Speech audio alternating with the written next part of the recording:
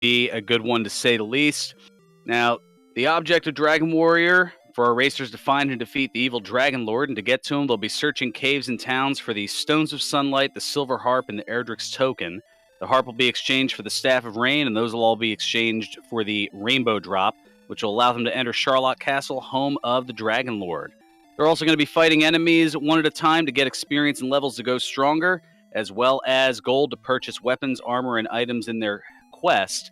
And they're already searching. We've got one of those items right off the bat, the Stones of Sunlight, as well as a magic key and some gold to get things started. And they have the return spell, which is going to put them outside the castle and save that key so they can use it to... Well, it looks like they're both going to employ, I believe, the same strategy of purchasing more keys first by using that key on the back end of Tantagel Castle here. There's a shop behind the castle that will offer keys at 85 gold apiece, and that will allow them to access the treasury, which will have 4 more chests that may have some more of our items here. It looks like both BT and Ryu are going to take a peek into the Tantagel basement first. Probably won't go anywhere if it's a cave, just going to take a quick peek. And it looks to be the case. A little bit of maneuvering. Now, BT is going to opt out, whereas Ryu is navigating through, and given the twists and turns and the fact that there aren't any encounters, it looks like it is the Tablet Cave. Meanwhile, in the treasury, we've got the torch, we've got some wings, which works like the return spell, we've got some big bucks, and the silver harp. Alright, so 2 out of the 3 rainbow drop items already found. And it looks like BT is going to take that torch, top off the keys, and go check that cave out. And the long and winding road through the Tablet Cave leads to some more money for Ryu on the left side here.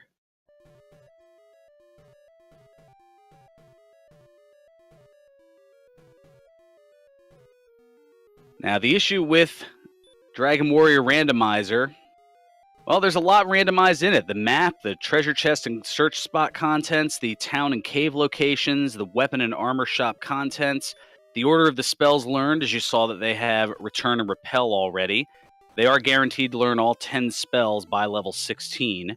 Also, the enemy locations and the enemy spells and abilities are all randomized. And then, for an added twist here for the Chaos Tournament, also randomized are the weapon and armor prices, the enemy statistics, their strength, their agility, their hit points, the experience and gold, as well as the amount of experience needed to go from one level to the next.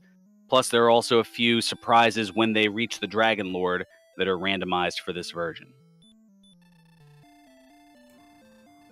So it looks like BT is just going to take that gold and run straight out into the world. And, well, now down to 600. Ooh. As yes, a death means that you lose half of your gold. And a pretty beefy amount of experience to get from level 1 to level 2, 142 experience.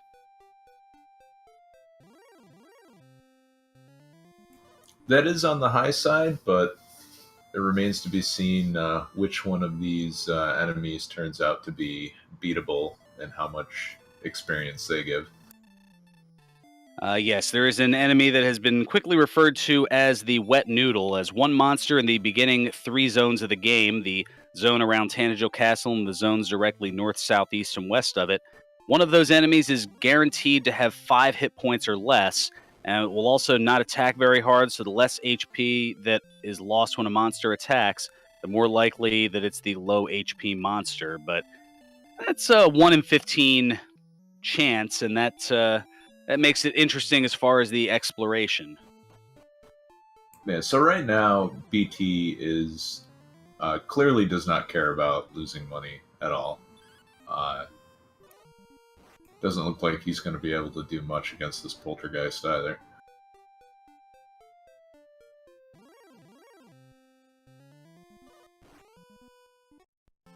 Oof. And a slime attacking for 29, something you definitely don't see in a standard version of Dragon Warrior.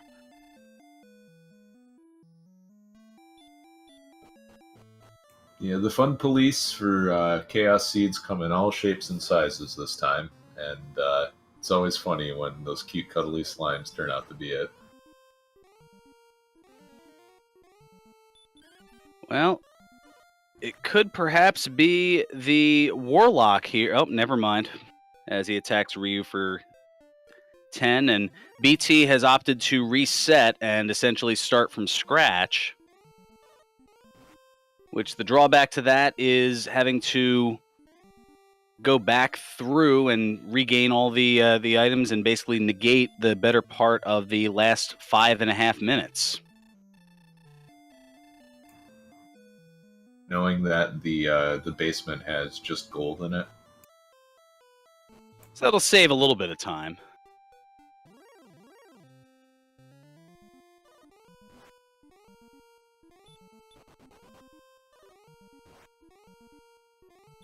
So the Wraith Knight might have some potential here.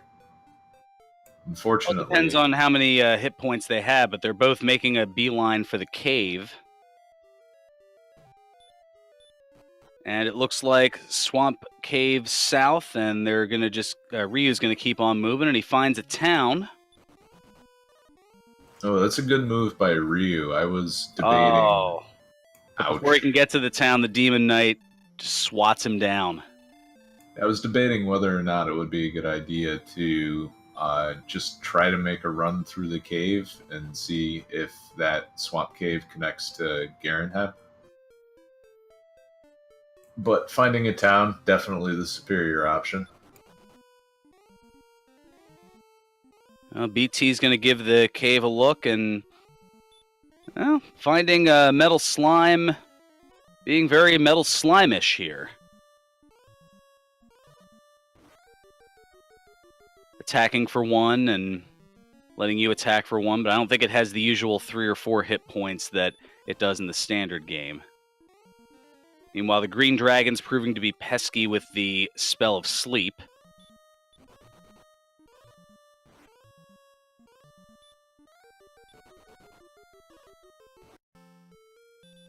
And Ryu unable to get away and immediately hits a reset.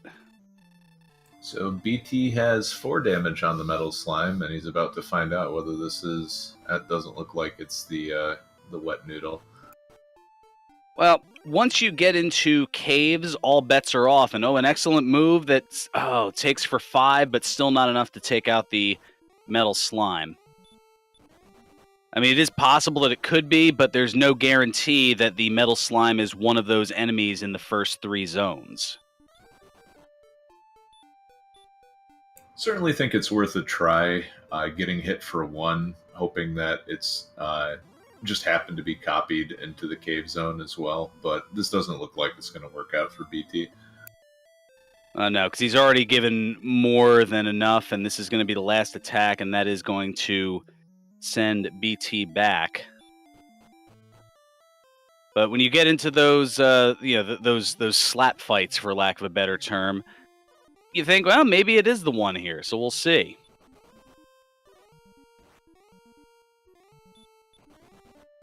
So now we've got a Stone Man. I believe this is the first... I'm running right away from it.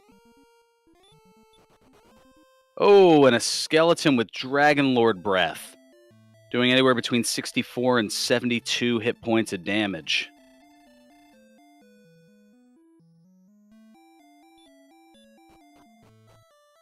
So I feel like Ryu is taking the right strategy here, just trying to make it to this town.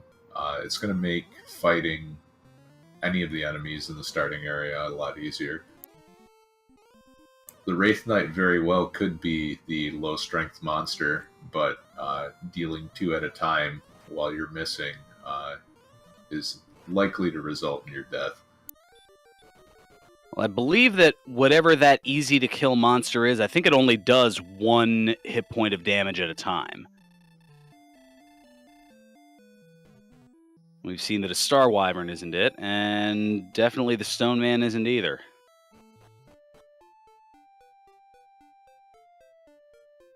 But yeah, the the challenge is that you have to go through a few, between the desert and the hills there that both have a higher encounter rate than any of the other tiles. It's a challenge and then some to be able to avoid encountering a battle and not getting just decimated as both of our players have. As BT gets BBQ'd, as Noriestra noting in chat there. It looks like BT is just going to spam the reset button for a while.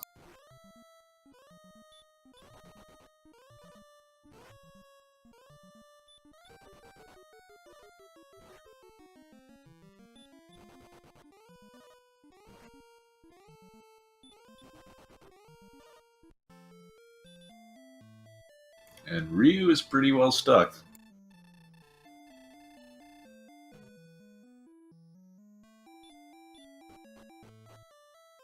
Well, he has a solid plan. It's just the lack of cooperation from the enemies that's been the problem.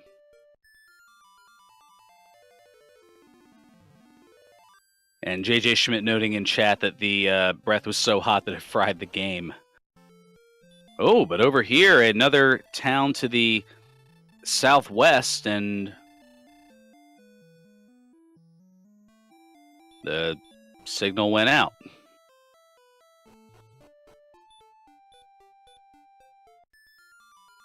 And a town directly across from another town, so it looks like we might have. Looks like we'll have multiple continents here. Ooh, and a Drakey with Dragonlord Breath. And BT starting over again now that he knows where a town is.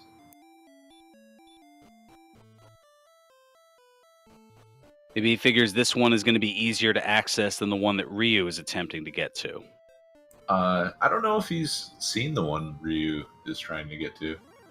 Oh, that could be a possibility also. They did go in different directions. And a golem just punching Ryu out.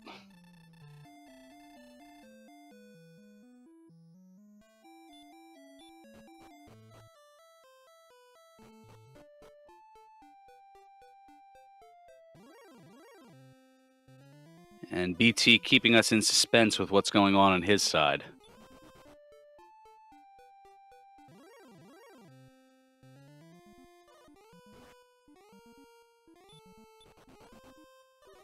And Ryu trying to get away from the Wraith Knight. And is able to. Goes into the cave for a respite. And I've got a Poltergeist that's going to attack ahead of time. Sniping for 5, and then another attack to take another 5 away, and not able to get away, and there's the reset.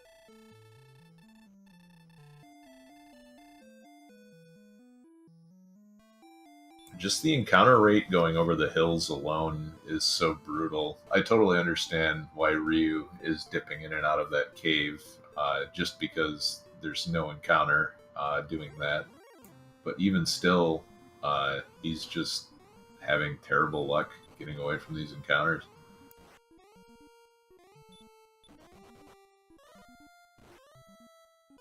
And starting off at level 1 with the low agility that they have, that has made it a bit of a challenge to say the least here. So while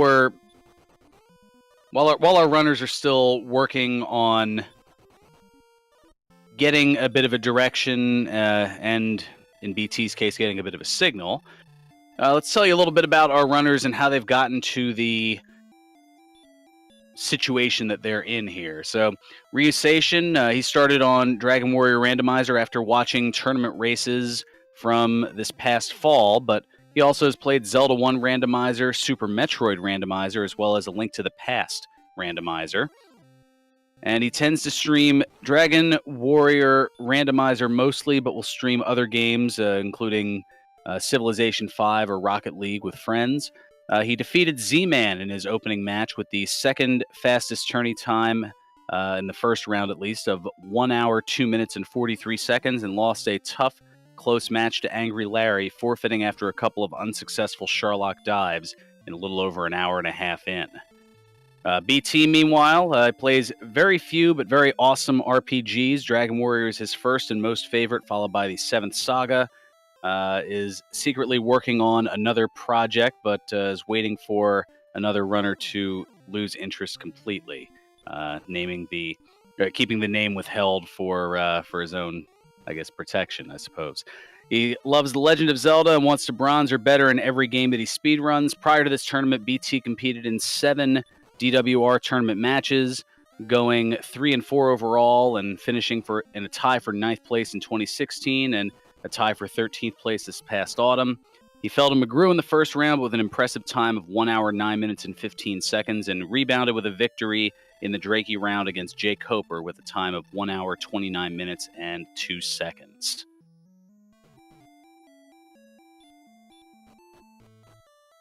So with all that there, we are right back to where we were, it looks like. And dual golems, BT able to get away, Ryu not so much. And Green Dragon puts him to sleep, so there's a reset. And it looks like both players are committing to the run to the town strategy. It's just a matter of which one makes it there first, and if one of them turns out to be Hawksness. Let it be noted that if that is the case, that the commentator's curse was provided by Edgeworth there and not myself.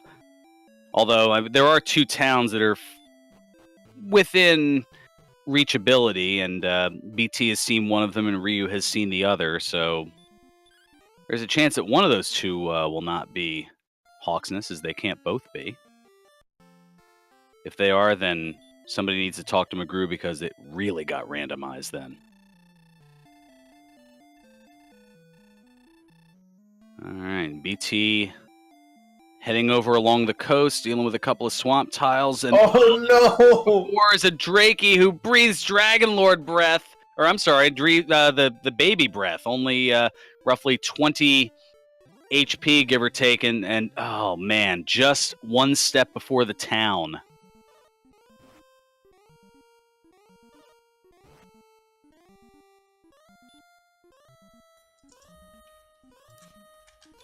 We'll add that to the notes here. I am enjoying watching BT take these strategic pauses as he runs through certain zones, just trying anything to game the RNG. Trying to take a page from the Nest Cardinality book, I suppose, with the RNG manipulation, but with everything randomized, there's definitely nothing to pick up on here.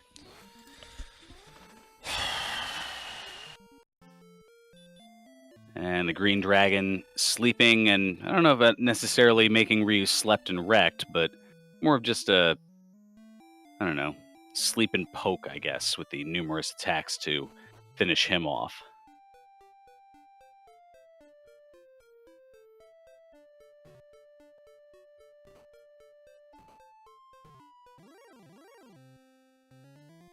And Ryu looks like is going to opt to grind for something and finds a Green Dragon and opts not to bother.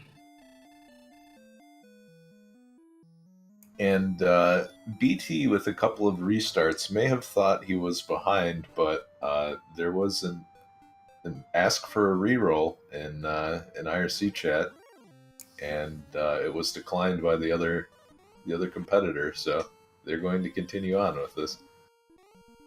Oh, so there was an ask for a reroll. Yes. Oh, interesting.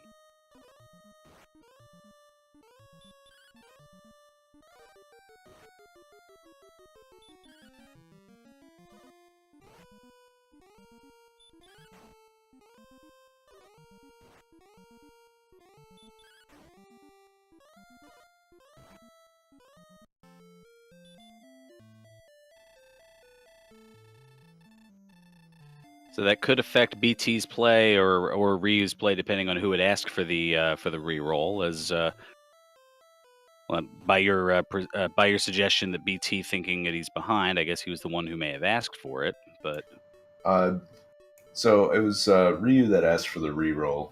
My comment was just to indicate BT probably realizes that he is not behind, given that he didn't ask for it, even though he restarted multiple times.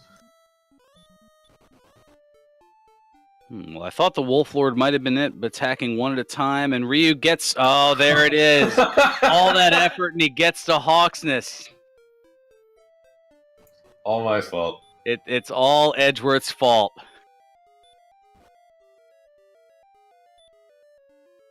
All right, Ryu, meanwhile, has found a cave south of Hawksness and lighting up a torch and opting against it.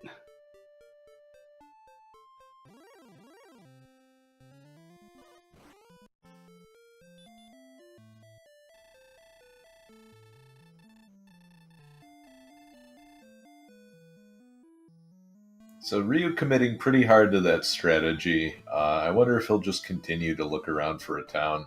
If all he has to do is just check south, and he'll find what BT's been trying to get to.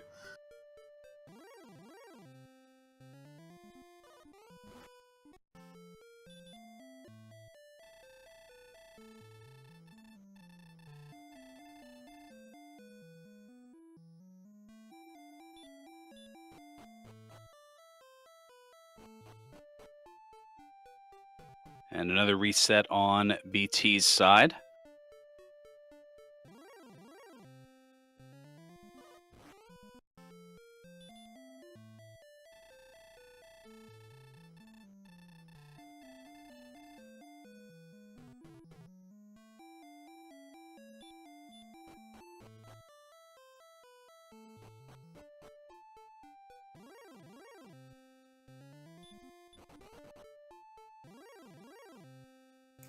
BT makes it. Oh, and he finds coal. So he'll be able to see one of the search spots, and it's got the fairy flute.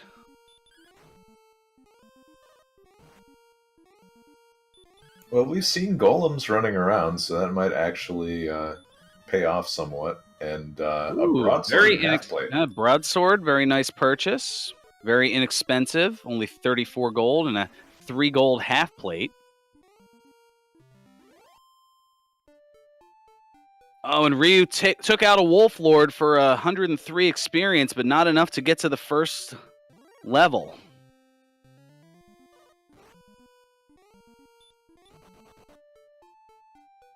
Well, Ryu knows what he's looking for now, and it's definitely doable.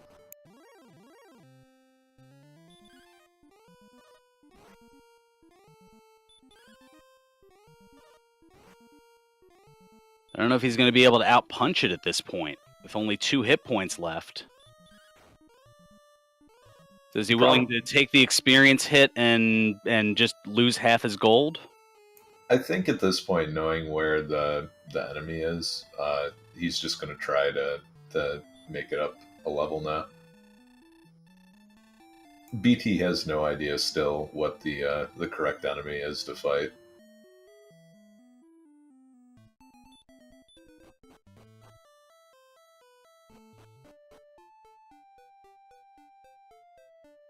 Not even being certain that the Wolf Lord is the correct enemy, but it's the one that's kind of been getting it done.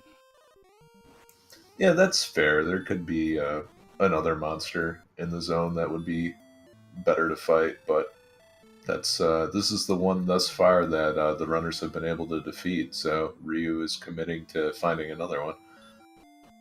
And BT had made it into a cave, and before I could check much out about it, a skeleton sent him right back on out of there.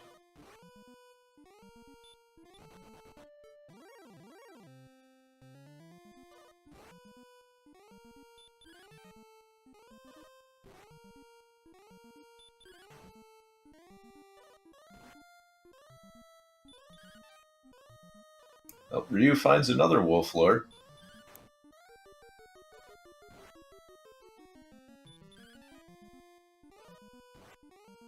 And BT makes it through Swamp Cave. and finds the grave.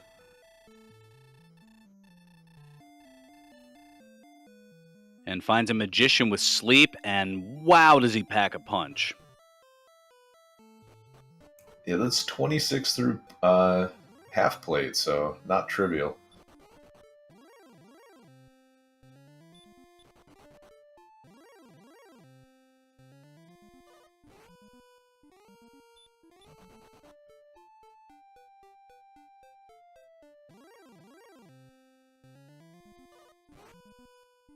BT opting not to use the fairy flute, just running away from the golem.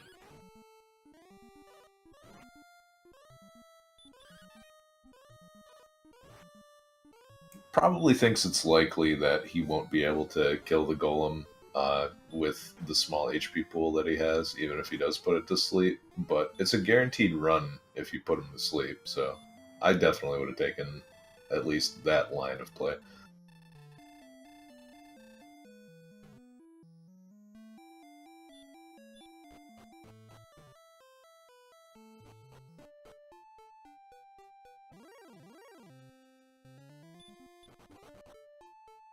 BT, meanwhile, attempting to take advantage of the stop spell spam by the Warlock.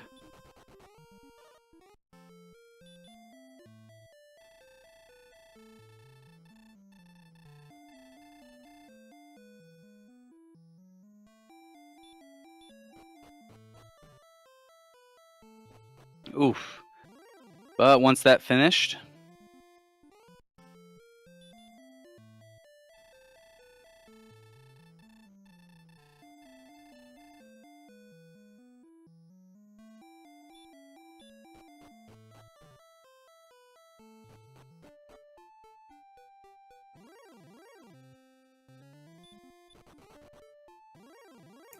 So the Poltergeist now only dealing 1 damage with the half plate, so maybe this, it looks like he has very high agility. So this might not get it done, especially if you're broadsword. yeah, hitting for sometimes 1 and sometimes not, but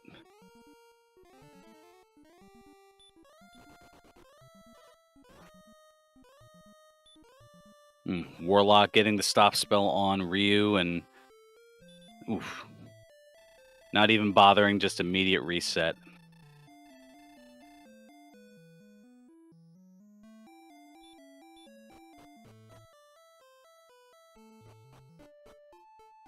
So BT is going to find out that the nearest accessible town is Hawk's Nest, and not noping on out of there. Probably wanted to see if he could take a peek at the guard monster. Occasionally, those guys are easy to fight, and if you find Erdrick's armor back there, it's worth the gamble.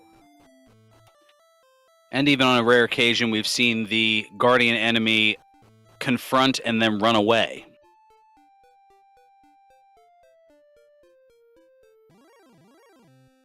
And yes, 142 experience to get to level 2 so far.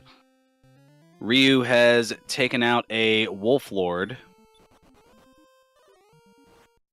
for 103 experience, and that has been our only kill here in the early going. They both found the Tablet Cave, which had some gold that was in the back of Tantagel.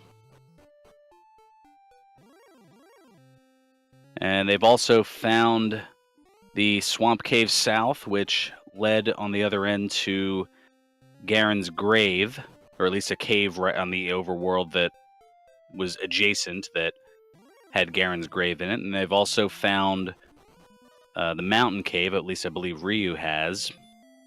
But that has pretty much been it here in the early going. Both Ryu and BT have found Hawk's Nest. And Lavkian, Ryu does have a kill, it just hasn't gained a level from it because it's 142 experience to level 2, and the Wolf Lord that was taken out only gave 103. But bonkers certainly would be the word.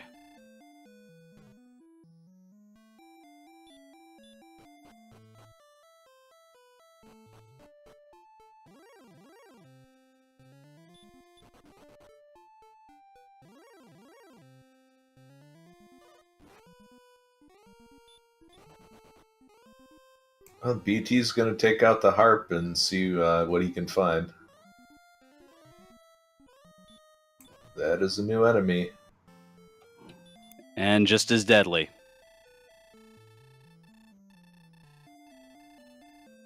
I do like BT's strategy of casting Return as soon as he dies in the throne room. He's definitely saving some seconds over his opponent, who is walking out every time.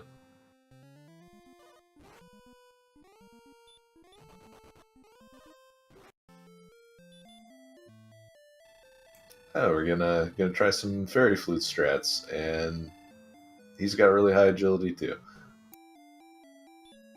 Skunk Rocker, that is correct. 142 to level 2, and the only kill thus far has been to a Wolf Lord with 103.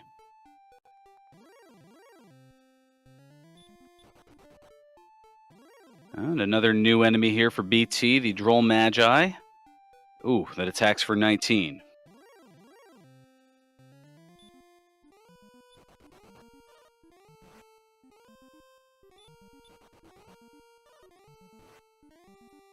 Meanwhile, we do have a final from the other channel, the Randomania channel here. Looks as though McGrew has victored over High Spirits with an SRL time of 1 hour, 26 minutes, and 44 seconds. High Spirits currently working on taking on the Dragon Lord 2 and falling to him as I go to take a look over at our other feed here. Meanwhile, BT gets an excellent move on a Poltergeist. Oh, and he got him. 120 experience, he's got to get one more. And he finds the Wolf Lord. And it might be at least a little bit easier with that broadsword. Yeah, if they're just trading hits at this point, he's going to get him for sure.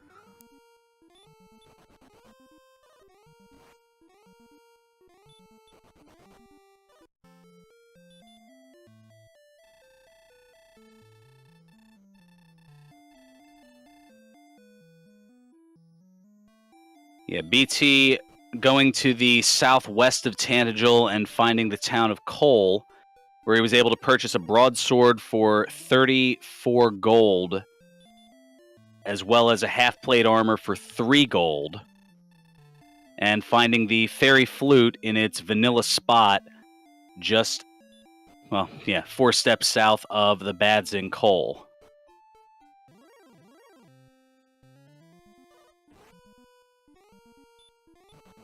Well, the Wraith Knight also has potential. Doesn't look like BT can do consistent damage, though. Yeah, only 1. So the Wolf Lord is definitely the one to find, and BT has at least seen where he's hanging out.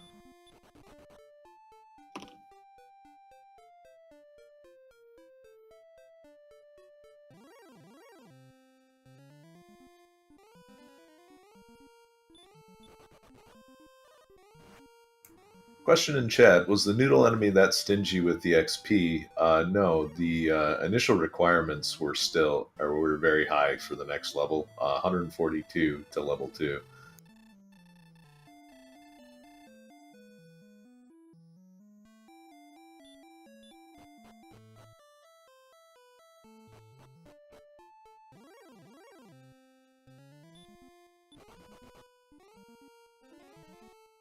So very elusive noodle enemies. They don't seem to be showing up very often, and when they do, they have very high agility. Well, I don't think either of our runners have really gone too far to the west of Tanagal, and I'm wondering if that may be that particular zone where the wet noodle enemy may be hanging out. So we've seen our runners go to the east. We've seen a little bit of a traveling to the north, and we've seen at least BT get to the south to go over toward Cole and kind of in the western part of the south area. Pause. I don't believe that we have officially found the wet noodle enemy. We found a lot of ones that aren't, but I mean, the Wolf Lord looks to be the closest one to it.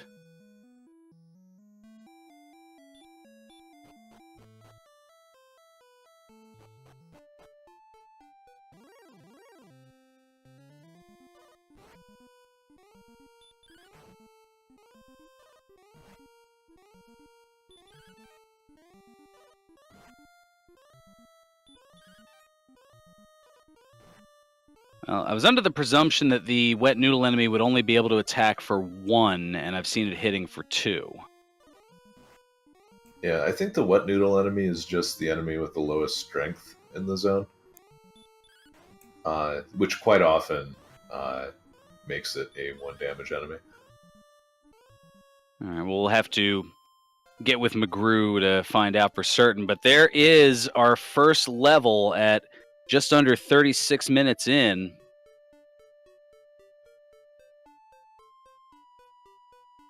Oh, that agility boost is going to go a long way. We'll see what the new spell is. Oh, wow. Hurt and hurt more. And he jumped up to level 3 off of that.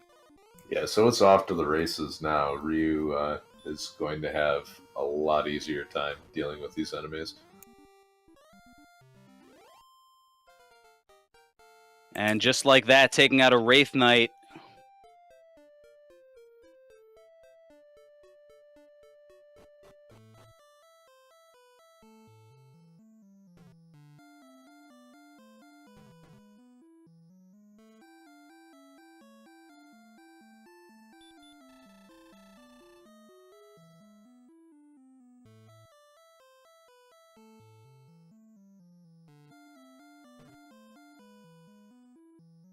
A quick trip to recover some MP.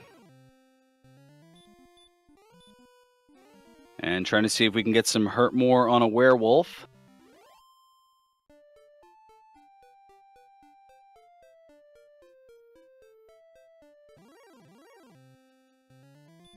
Well, all we know is that the werewolf has somewhere in... Ooh, excellent move. Not enough from BT, though.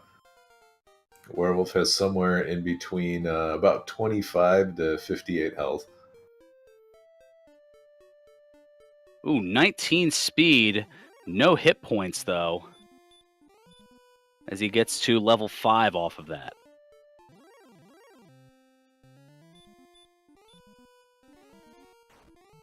Oh, and a Droll Magi. I think we only saw that in the cave once, and... Ooh, 15 and 115. So, a little bit of worst prize. BT's still open to find another Wolf Lord. Well, he has it there. Ooh, and a Droll Magi still hitting pretty hard, even at level 5 for Ryu.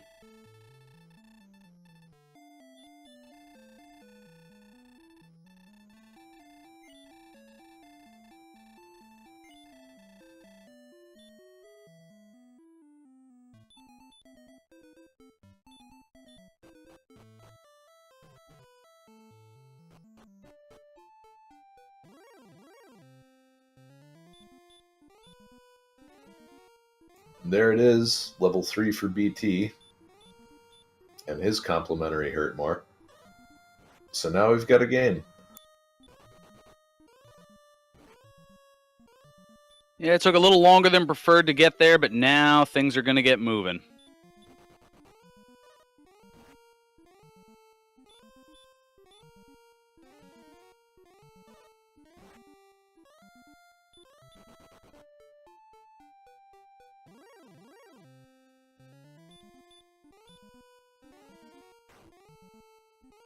It looks like a pretty high resistance to hurt on the Poltergeist.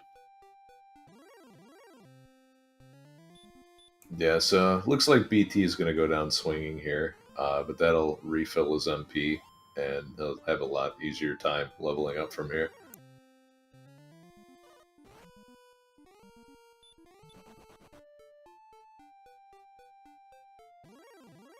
And 65 experience to level 4, so he'll get that almost certainly by killing any of the enemies running around the starting area.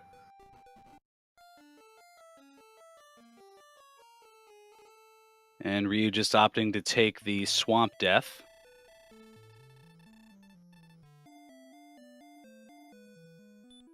Green dragons also with high resistance to hurt.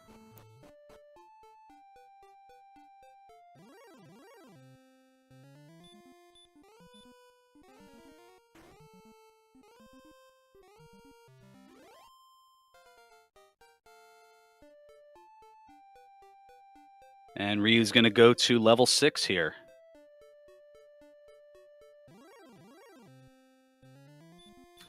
This is certainly Like good that enough. 7.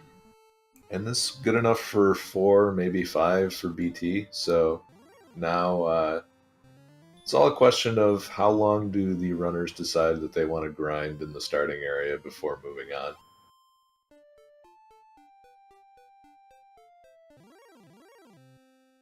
Ryu going to venture east toward Hawksness. And if the Guardian monster, the Shop Guardian, is vulnerable to this could be either the armor or the token hiding in that search spot.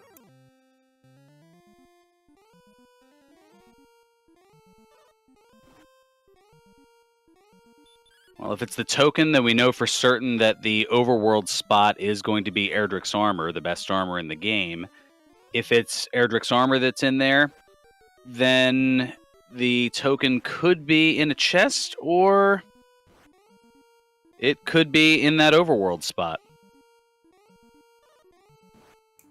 BT takes out a wizard while these green dragons are just not playing nice on Ryu's side, and that's going to give BT a little time to catch up.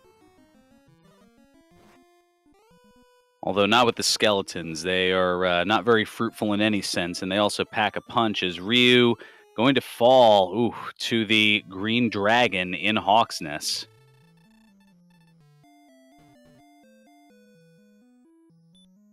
A chance to see 3 more treasure chests with BT. Metal Slime gonna take off, not gonna stick around this time.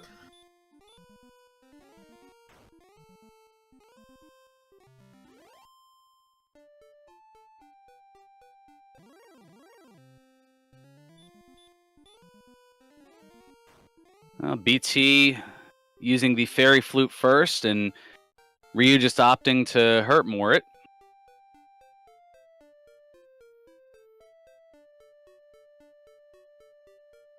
And up to level 8 goes Ryu, as BT navigating through cave. And we've got the Dragon Scale.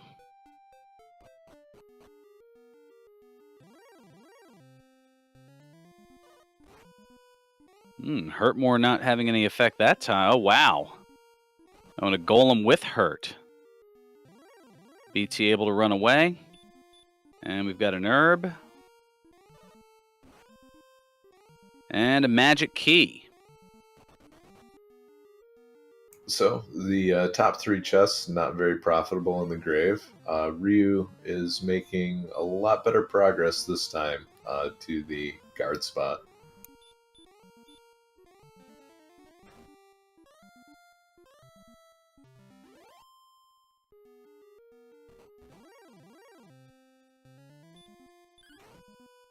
And the first sighting of the Red Dragon. And Ryu opting not to use hurt more on it and just trying to whack at it. He might have already seen one then. Oh, okay. Yep.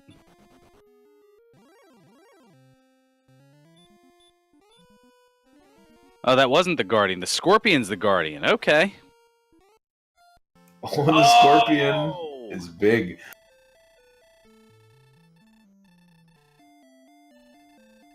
Scorpion with the baby breath. Oh, and a rough time for BT to have run out of magic because the Wraith Knight will go down to 1 hurt more.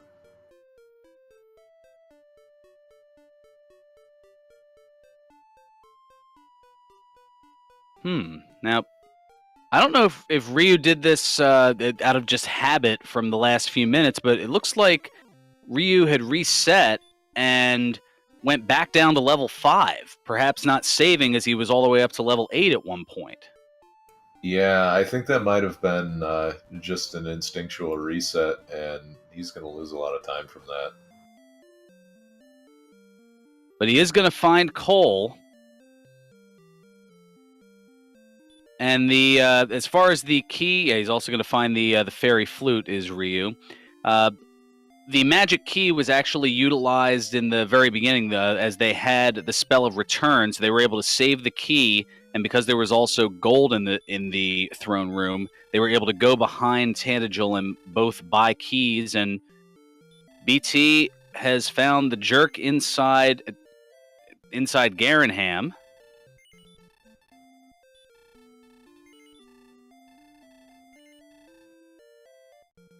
As Ryu's going to pick up a broadsword.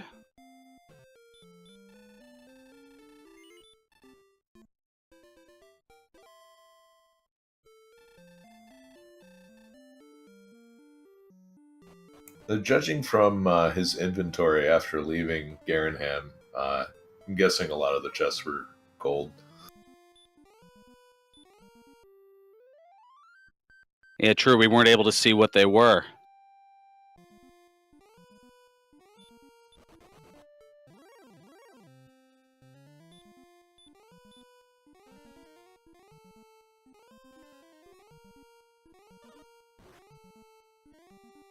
BT's starting to find pretty good enemies to fight now. And with that that unfortunate reset by Ryu, the mistimed one. Oh wow, magicians with Dragonlord breath. But BT has taken the experience lead.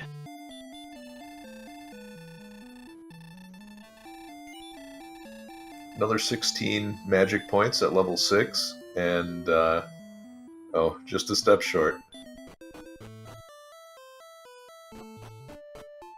Hmm.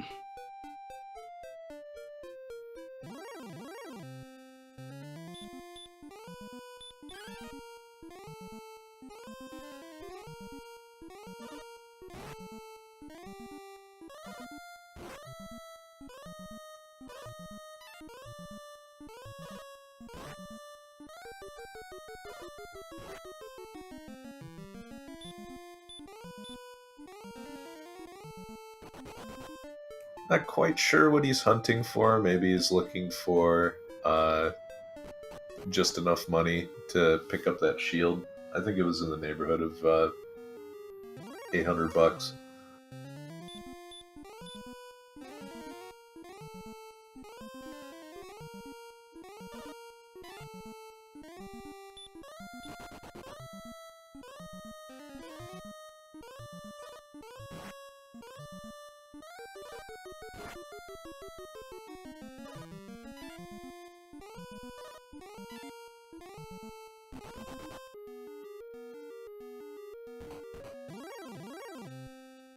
Oh no, it was magic armor for 715.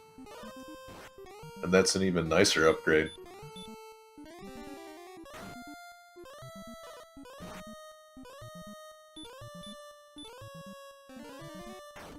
Wow, 2 Hurtmore is not able to take down this Scorpion, but the third finally does it.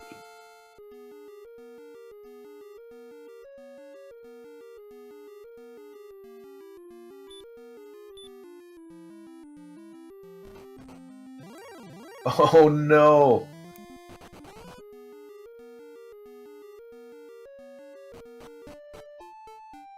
Ryu finding worst prize, nothing in the search spot, while BT runs into a magician that sleeps him and then gives him the DL2 breath.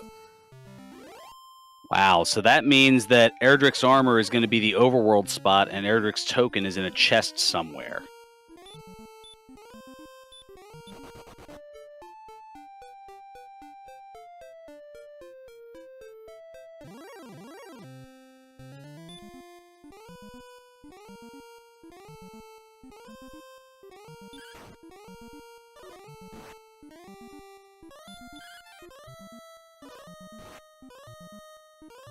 So Ryu at level 7 with a broadsword is still dealing 1 damage to the Wolf Lord. So it just happened to be the wet noodle monster was really high in the agility department.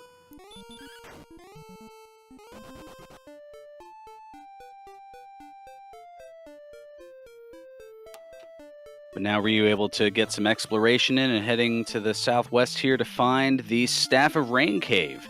So he's going to trade in that Silver Harp and is going to acquire the Staff of Rain, and now 2 of the 3 items needed to get the Rainbow Drop and go into Sherlock, although we're quite a ways away from that.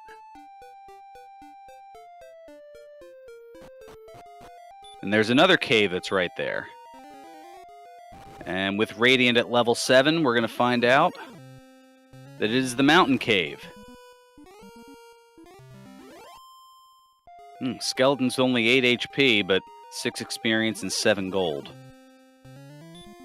So we've seen the Grave, we've seen the Mountain Cave, and the Tablet Cave.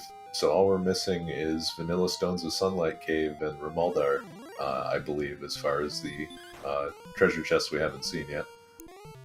And I believe the 2 that are deep in the... Well, yeah, and I mean, we saw the top 3 in the Grave, just not the bottom ones there. No, the Death Necklace in the Mountain Cave. So good pickup finding that. Still haven't seen what the Metal Slime drops. He's just been real quick on running away.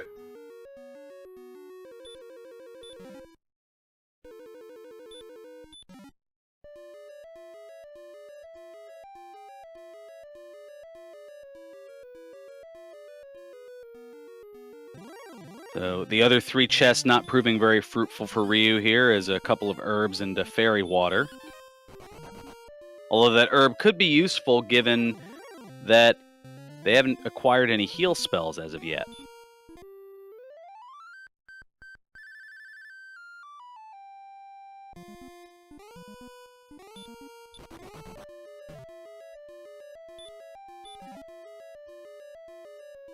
And some big bucks at the bottom of the Mountain Cave. And with no outside spell as of yet, Ryu's got to make his way back out with no magic and Wizards with Sleep. So yeah, he's probably going to make it out inside of a pine box. In the meantime, BT, not having much better luck, failed to run from a golem twice while standing in swamp.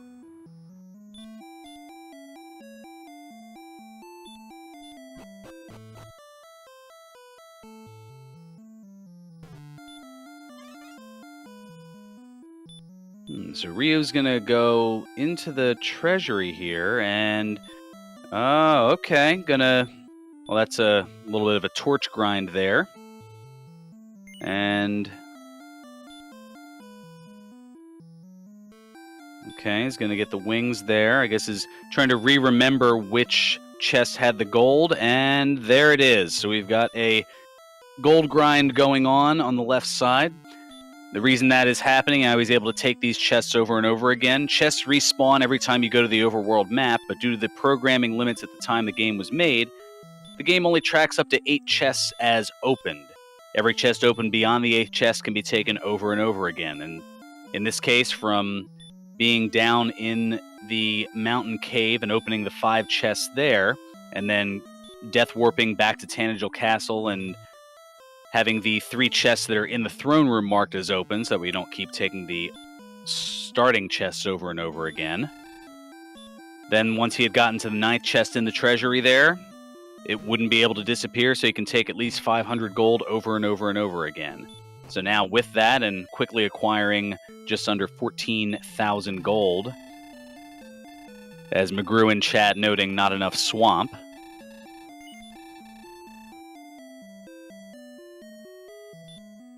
Question in chat, did BT use his 1 key there? BT had a key from being able to save the one from the throne room, and he also found one on the way down to the grave, so if he hasn't already bought keys, he still has at least 1 left in his inventory.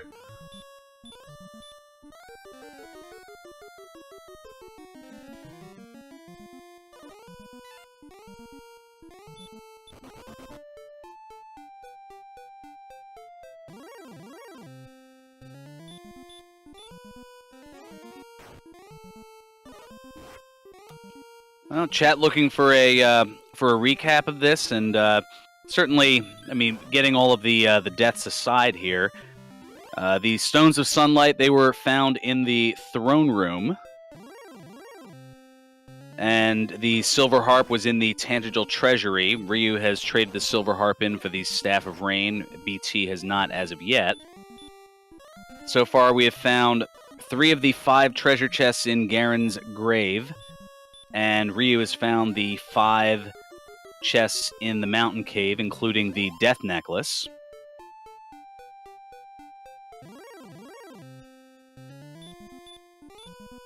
And so far, the Tablet Cave has been found, and both of our runners have acquired the Broadsword and the Magic Armor for a combined roughly 750 gold inside of coal, which Ryu is approaching toward the southwest there. And BT is passing as well.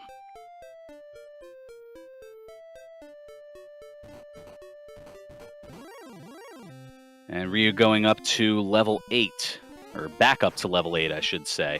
That is one of the notes, is because of the constant resetting to try to save their gold. Ryu was at one point up to level 8 about 15 minutes ago, and accidentally hit reset and reverted back to level 5, basically evening up the experience, as now BT is going to head to level 8.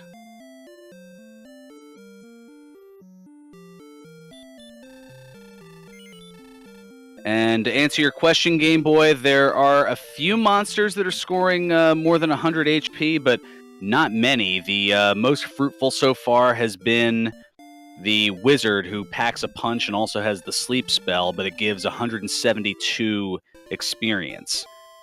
There's also a Scorpion for 126, which is also the Guardian that BT, the Guardian of Hawk's Nest that BT is approaching in a moment here. But we'll find out that the Hawk's Nest Guardian, they're guarding nothing in the shop.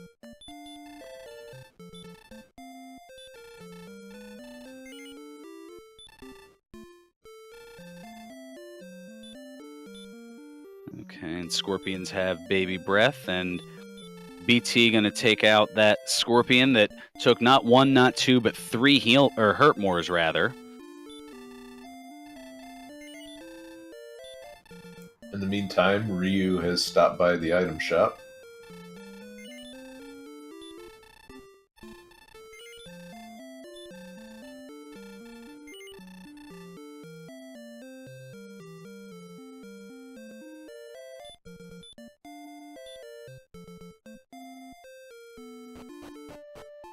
And Ryu putting on the Dragon Scale. Full set of herbs as well, so with no access to healing so far, that's pretty important and a definite advantage he has over BT right now.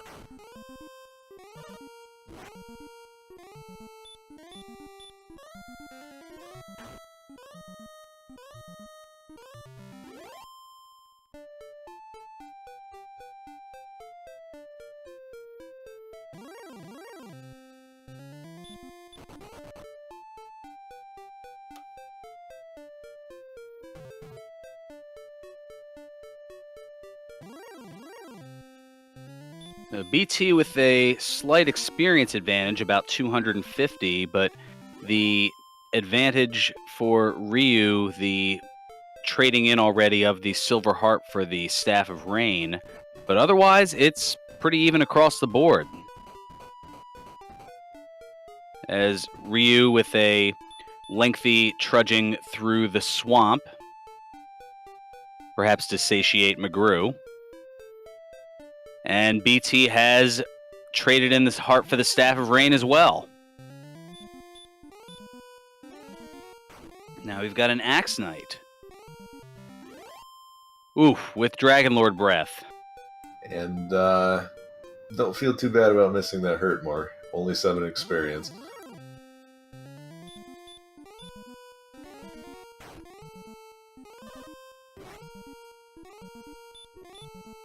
And we see that the next level is a grand total of 1460, only 55 experience for BT.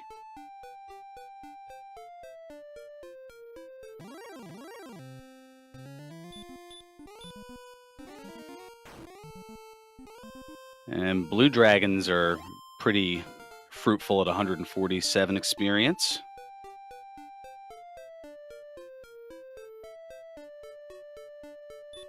And Ryu going to go up to level 9 and is going to get Stop Spell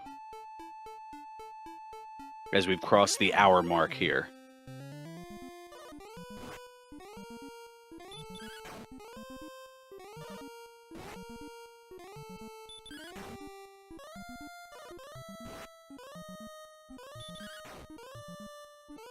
And BT running into a new enemy, a knight. It takes 1 hurt more. Seems like a lot have a ton of HP or resist hurt more. So they're going to say nope to the knights going forward with only 10 experience and 19 gold. Magiwyvern's packing a punch and BT nopes on out of there. And BT has found the mountain cave.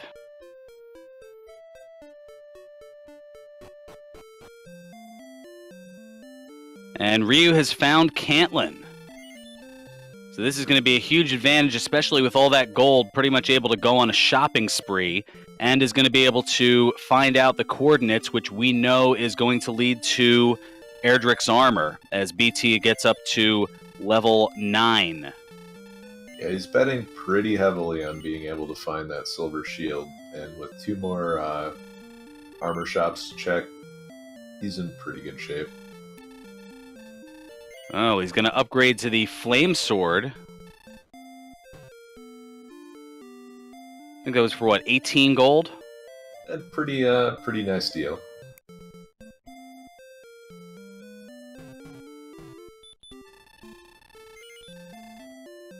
Let's see what the final shot brings. Not a whole lot. Still no silver shield.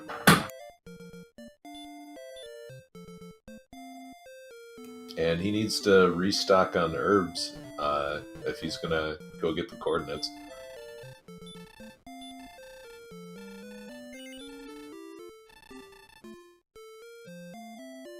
And BT doing well with those herbs and traveling through the mountain cave. So both BT and Ryu with the death necklace now.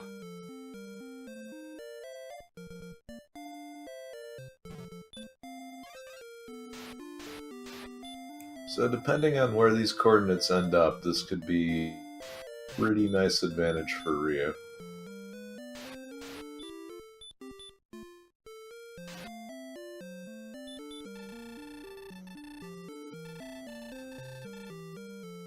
And the coordinates, 94 to the south and 25 to the east. Yikes. That's gonna be it's gonna be a little difficult counting that one out.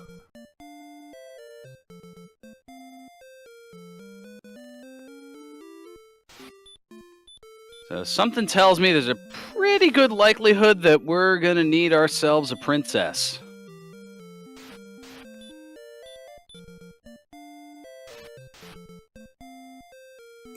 Oh, and with 1 hit point left, Ryu able to escape.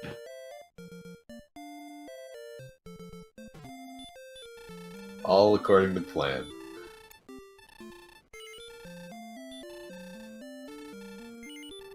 The magic armor steps giving him just enough health to survive that. Ooh, and a metal slime with high hit points. 2 hurt more is not taking it out, but the 3rd will. Oh, and 5. Wow, almost more like a gold man. 5 experience and 215 gold. I bet BT is thinking back to the time where he was plinking away at it for 1 HP a shot. Takes 3 hurt mores to kill him.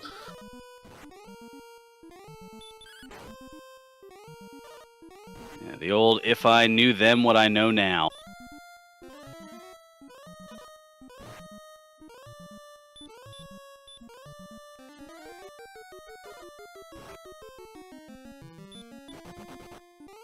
The coordinates were 94 south and 25 east, to answer the question in chat.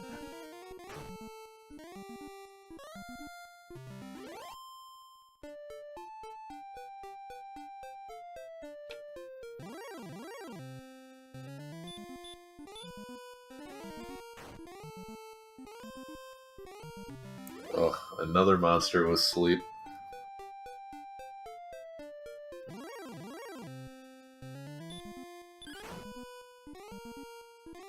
They have been plentiful this seed.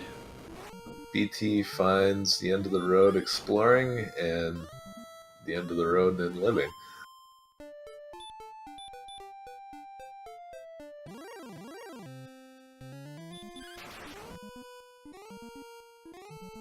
Quite a bit more to get up to level 10.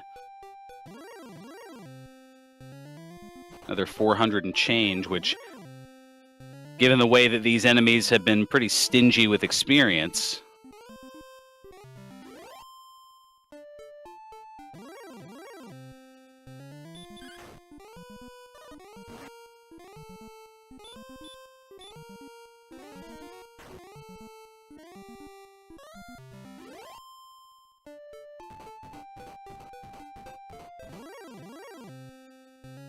and the Drakema shrugging off one hurt more, but the second one knocks it down.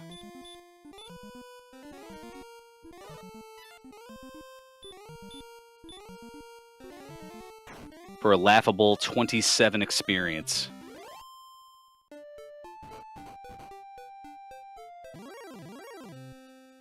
Yeah, all of these fights just feel so inefficient. The Wraith Knight and the Wizard seem to be the best choices, but they're not showing up very often. Yeah, thus far those have provided the most experience. Those are the two enemies. But Wizards having sleep and packing a punch haven't exactly been all that great. Ooh, as a Drakema sending BT back. Looks like Ryu's gonna go get the coordinates, and we'll see what the Guardian monster is. If the Guardian monster happens to be something that's farmable, this is gonna be a very, very big advantage for Ryu.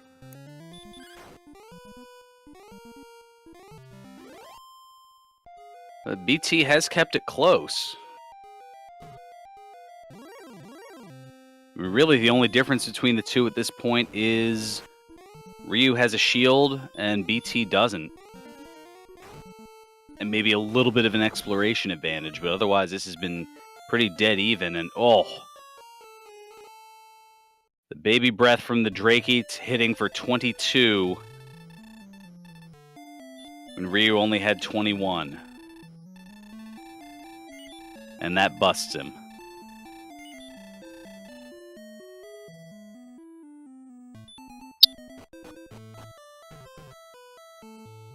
I like that one.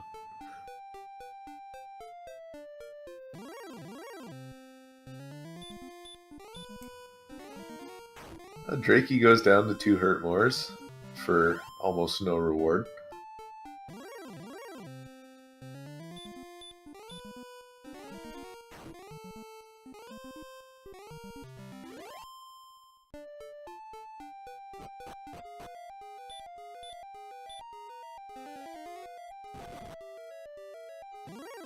Okay, let's see what the Goldman brings to the table for BT. Well, high agility for sure. And a pretty decent amount of Hurtmore resistance. Alright. And BT says nope. Try number 2 for Ryu.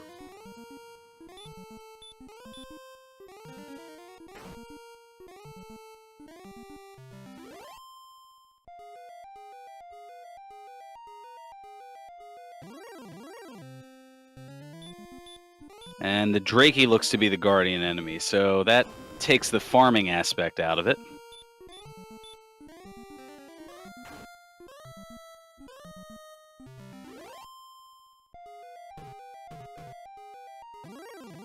But were you able to take care of the Drakey and... Oh no, a Wizard with sleep. Not like this. Oh, no, and Ryu, after taking out the Drakey, the wizard being the apparently true guardian. And it looks like BT has had enough, and he's decided to just do a little bit of a grind here, see what he finds at the next level.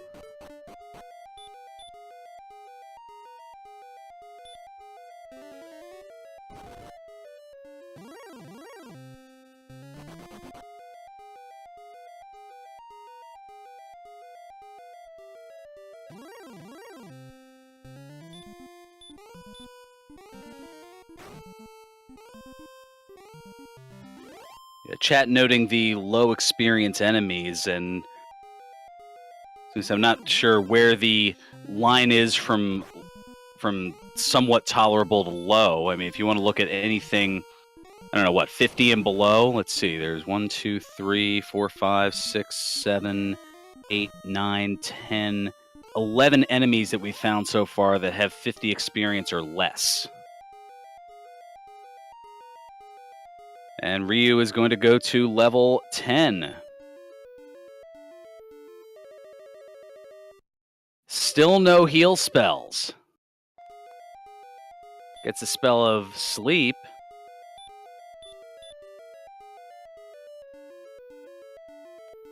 And Ryu's not going to make the same mistake and heals up before going any further.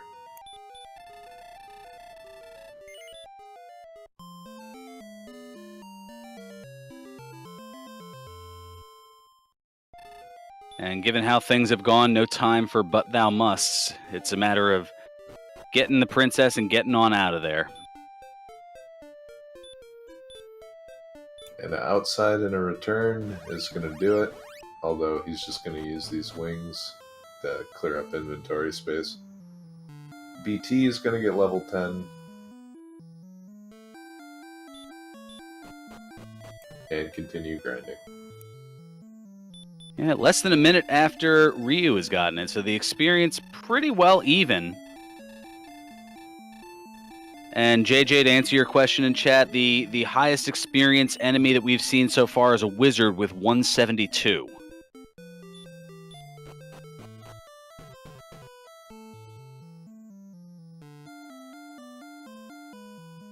Getting a nice run of Star Wyverns here.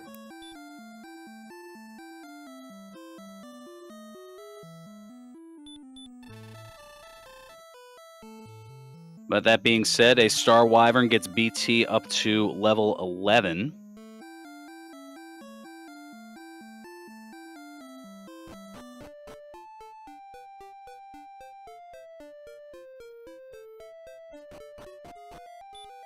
And Stoneman giving a decent 107.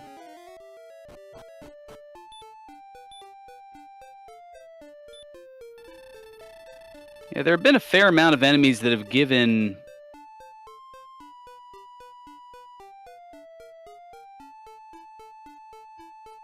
at least a fair amount of experience. I mean, they've given triple digits. It's just they've been on the low triple digit end.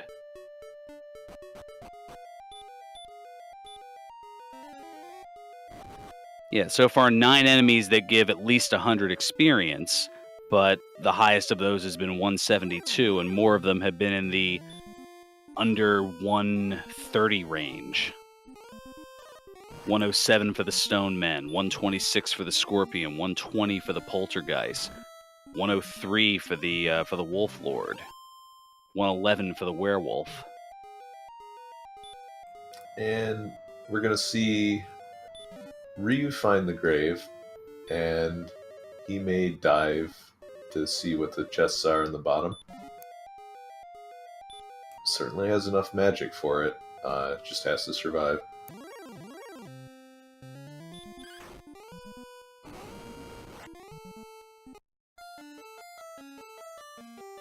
Ooh, well, that dive pretty much stifled by a magician with Dragonlord 2 breath. And pause, it could very well be possible. I've been trying to take diligent notes, but it could very well be that he had gotten something while I was writing something else down. I mean, maybe there was a magician that I missed. I mean, I don't know if any of them have been able to take one out. As now Ryu's going to go up to level 11.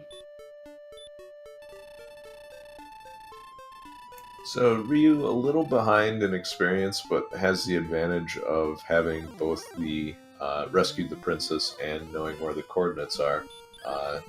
And both players have checked Hawksness and found nothing. So they know the coordinates are pointing to the armor at this point.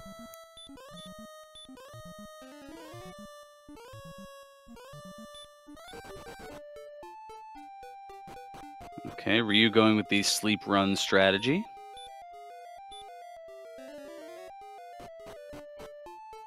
So even at level 11, no heal spells as of yet. This might be one of those heal more at 16 seeds, and it certainly would be in keeping with how everything has gone so far. Well, they have 8 of the 10, so the only spells that they're missing are heal and heal more. And they have potentially up to 5 more levels to get it. And we've got a Sharlock sighting. Oh, wow. So Sharlock on the second continent.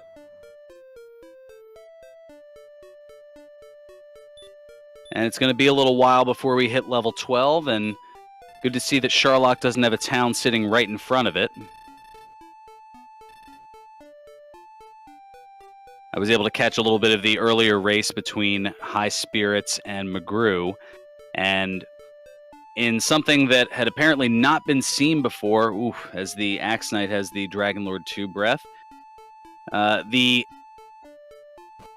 in that little spot where you would generally use the rainbow drop, there happened to be a town sitting right on that spot. As Ryu finds a torch in the Vanilla Stones of Sunlight Cave.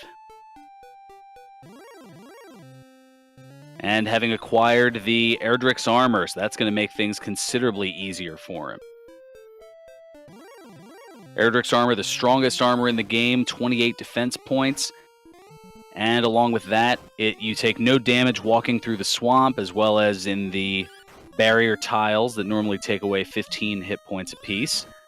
Also, reduced damage from hurt and hurt more spells, as well as reduced damage from the fire spells, or the casting of fire, whether it be the breathing of the standard baby breath, as we refer to it, as well as the Dragon Lord breath as well. And yes, in reference to that other race, it was definitely Gate Town, and much to my glory, it was also Six Town, Breckenary.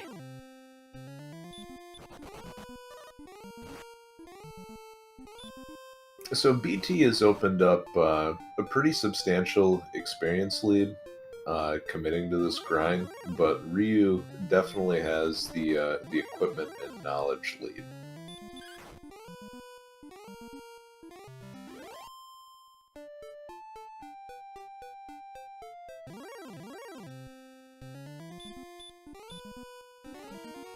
And BT, having not found Cantland yet, is at a distinct disadvantage.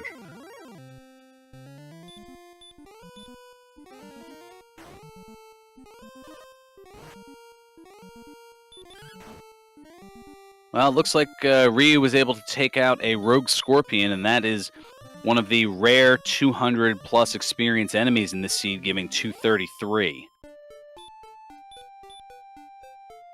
Gets 147 off of a blue dragon, and oh hey, it hurt finally missed, and BT pays the price.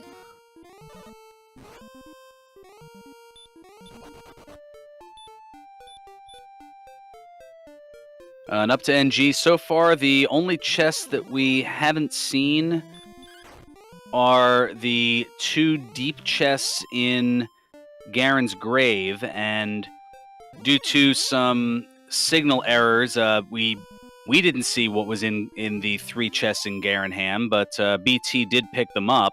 It just didn't show up on stream.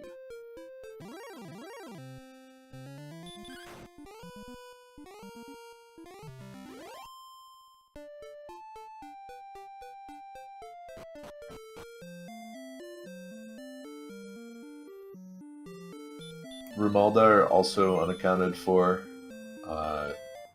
So that is one extra chest.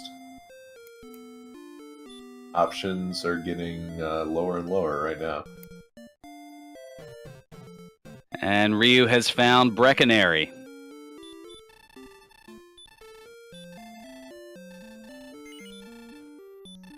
Having already purchased the items that are, well, the best items that are available there, he was able to find a flame sword, which he already has for 18 gold. Still no silver shield, though.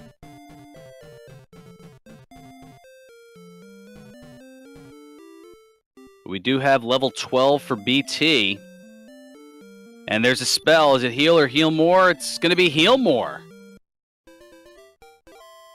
Alright, so that's going to make BT's exploration a lot easier, and that may have been his strategy all along.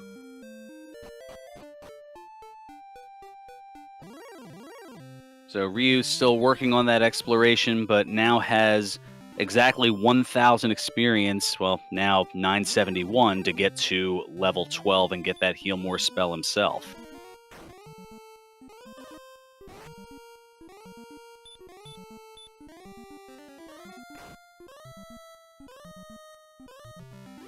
And BT just takes a swing at the wizard. I think he might have forgot that he had sleep.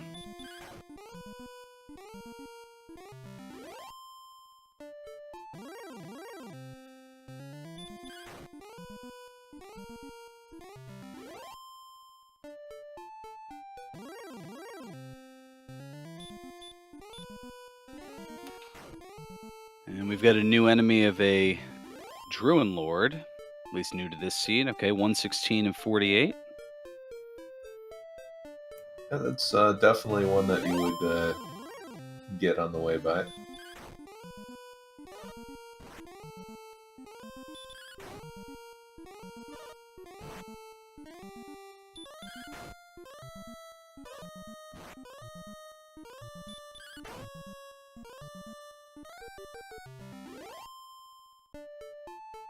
And Red Dragon's given a good amount of gold.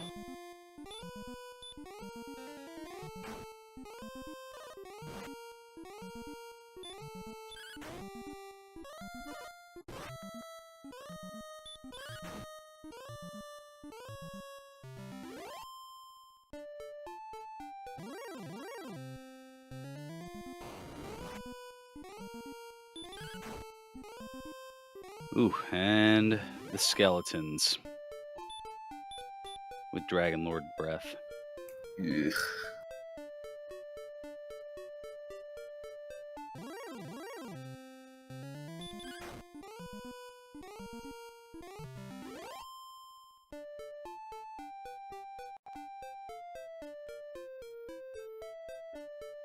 All right, BT heading back through the swamp cave and going to cast outside.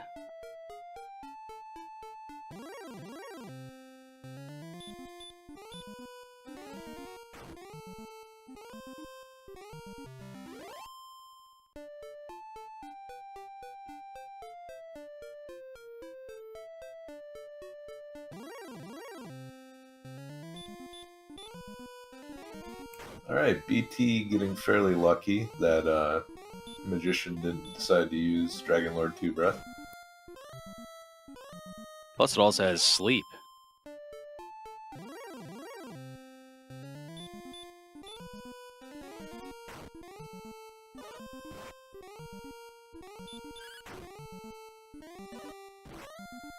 And BT getting close to that town that we saw pretty early on the opposite end of Cole there.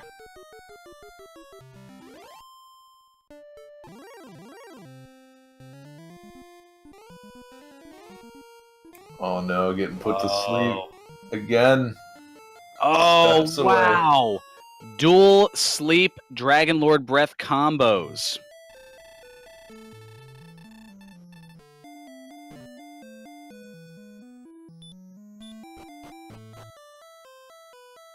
The Axe Knight and Rogue Scorpions.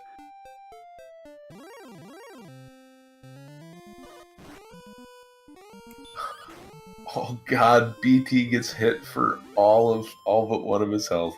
Wow. But able to level up from it. What doesn't kill you makes you stronger.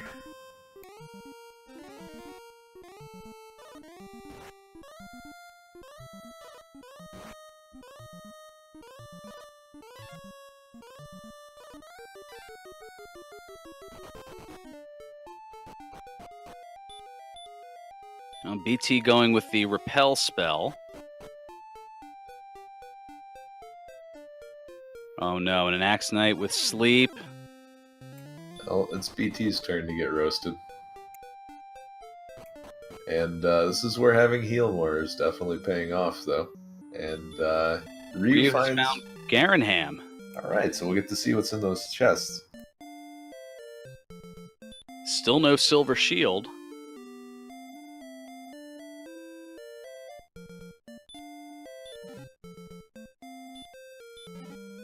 We got big bucks, the wings, and Rimmildar on BT's side, and more big bucks. All right. He's going to find the jerk in a moment here.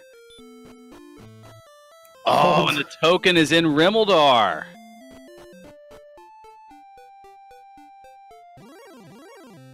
Now, this presents an interesting dilemma for BT. Does he decide to dive the treasury? And and the silver shield is in Rimmildar too. Oh, and fairly cheap as well. Yeah, 425 gold. That's quite a savings over the normal 14,800 that it costs in the standard game. Pretty sure that's going to be the Jim Perry sale of the century for this seed. So very important for him to find that, and Ryu is going to take advantage as well. And he'll be faced with the same dilemma. Do you dive the bottom two chests in Garen's grave to safeguard against the sword being there, or do you just go for it being in the treasury?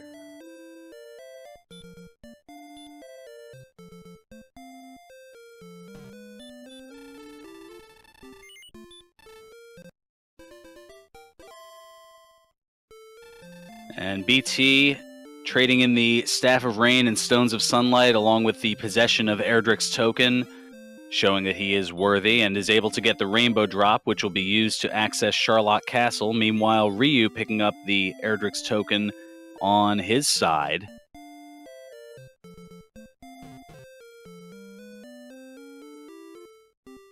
Oh, and another 172 from a wizard. Now it looks like BT is going to dive the grave, so if he makes it all the way down, we'll find out very quickly whether this is a lost gamble or not. Well, if Erdrick's sword is down there, then that is something that Ryu doesn't look to have gone back for, at least as of yet, and if Ryu decides to just go and opt right for Charlotte Castle and take his chances with the 7 chests inside of Charlotte.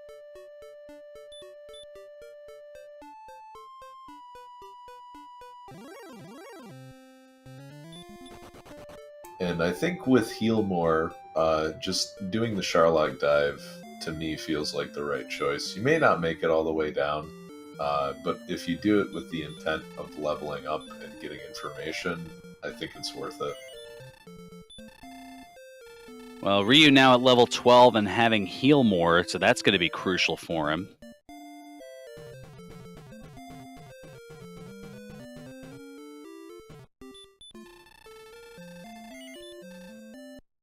Alright, and BT is going to find a torch. So one more chest in Garen's grave. Will it be Erdrick's sword, or will Erdrick's sword be in one of the 7 chests in Charlotte Castle? And unfortunately for BT, he is down to 11 magic points. So that'll give him 2 hurt mores or 1 heal more. And Ryu picks up the Rainbow Drop. BT just running from the different enemies, but not quite yet. Only 92 attack power. Not enough to really do much of anything on Dragon Lord, so looks like it'll be a matter of trying to find a grind spot. And so far we know the Drakies weren't great, the Scorpions weren't great.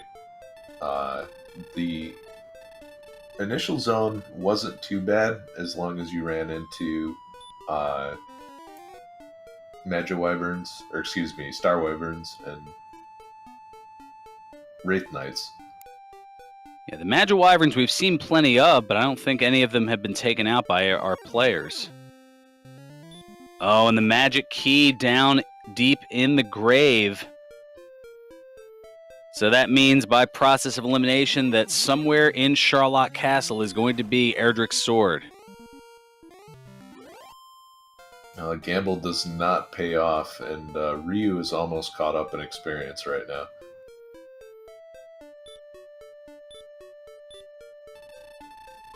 Yeah, only about a 400 experience difference, but oof.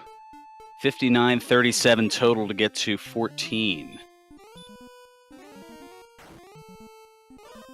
So Ryu about 1,500 and change experience away. BT about 1,100, a little less than. But the clear advantage is that Ryu has Erdrick's armor, and BT has not found it as of yet, is still looking for Cantlin to be able to get the coordinates. Ooh, the Blue Dragons and the Axe Knights not playing nice with either runner. The fact that Ryu has the Flame Sword as well is very important. It's a lot easier to take down the Dragon Lord with the Flame Sword than it is the Broadsword.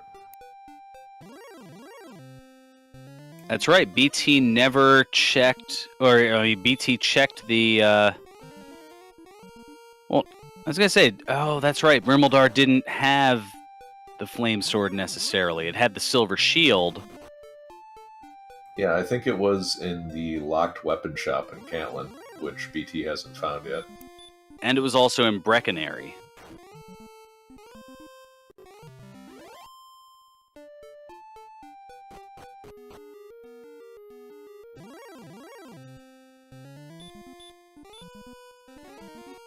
I guess Ryu is, based on the options, going to opt to... Ooh, Goldman with 201. And Wolflord's hanging out here as well. This is looking kind of attractive. Plus the Scorpions in the Guardian spot for 126 apiece. Although I think they were pretty beefy, if I remember right.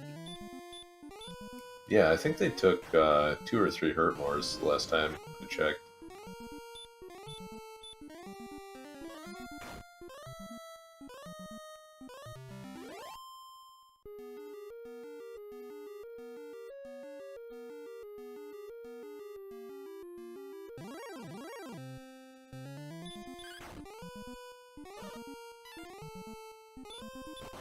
And BT giving an Axe Knight a taste of his own sleep medicine.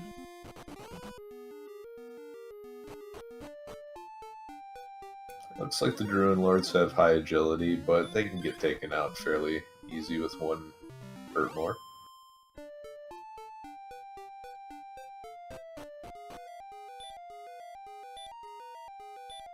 So provided BT finds Cantlin pretty soon, this could come down to whoever finds the most efficient grind spot.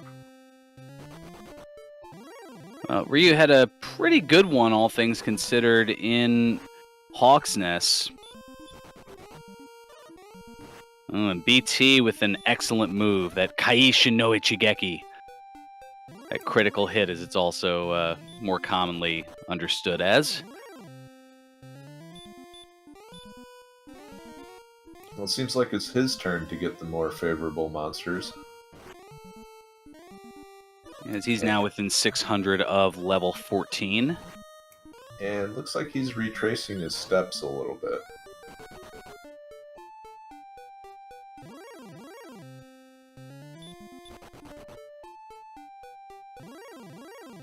Red Slime's doing a good job of running away from our runners.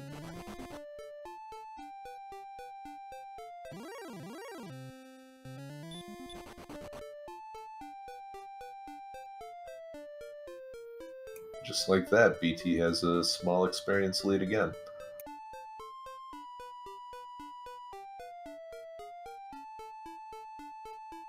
And again, the winner of this race will move on to the bracket stage of our Chaos Tournament.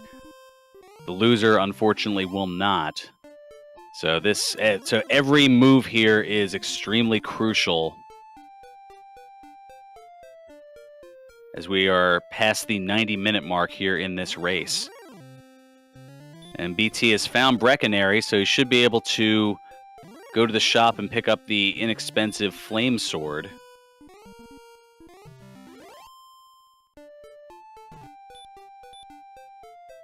Yep, 18 gold as opposed to the normal price of 9,800.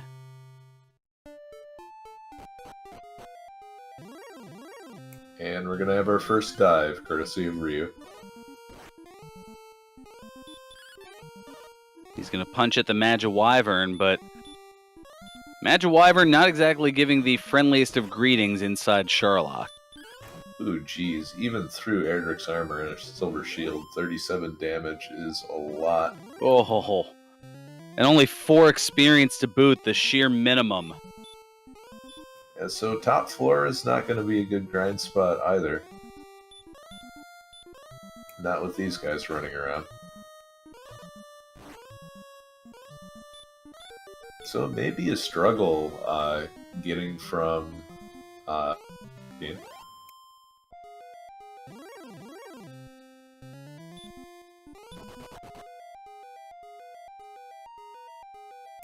Although BT's overworld,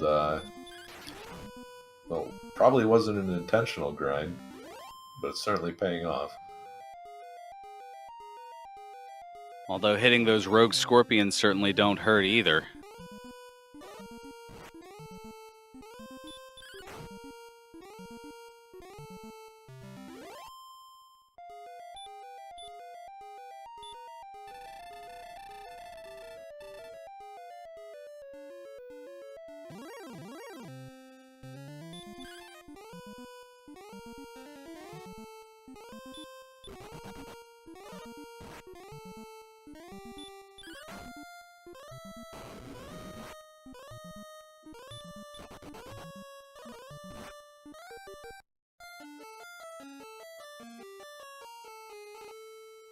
Yeah, the first floor of Sherlock looks like it's going to be pretty rough to get through. Yeah, Spectre doing in Ryu. Yeah, I think BT has the right idea, putting the enemies to sleep and running away, but you're going to need to budget some extra magic points to do that on your dives down.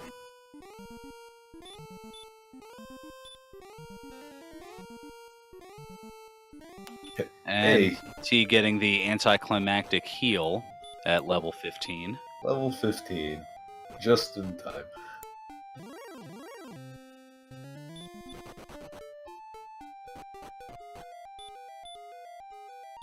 Oh, BT. Oof.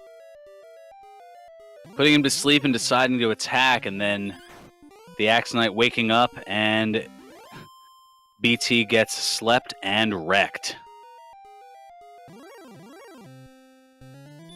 And Jacob, no, BT has not found Cantlin, so he's been unable to get the coordinates, and despite passing through the swamp cave on a number of occasions, has not picked up the princess and is more than likely going to need to with those coordinates that we found of 94 south and 25 west.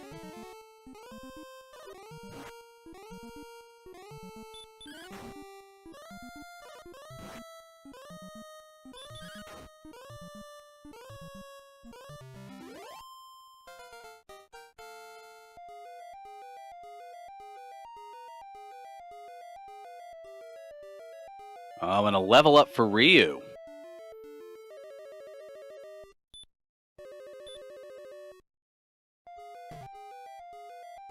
So Ryu's going to be happy to get that agility boost.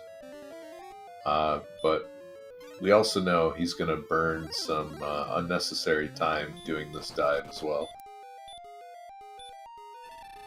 Oh, Ryu's back in the grave.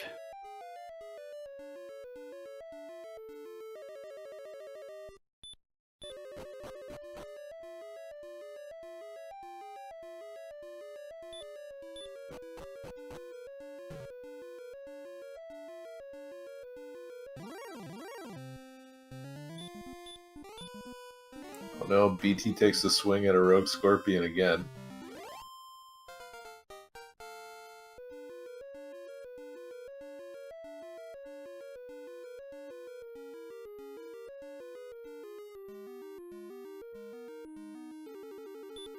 And Ryu up to level 15. And BT just seems to not want to use Hurt more. Might have had just a bad run of luck and them missing, and thinks that he has very high resistance. But with those rogue scorpions having sleep and the Dragon Lord 2 breath,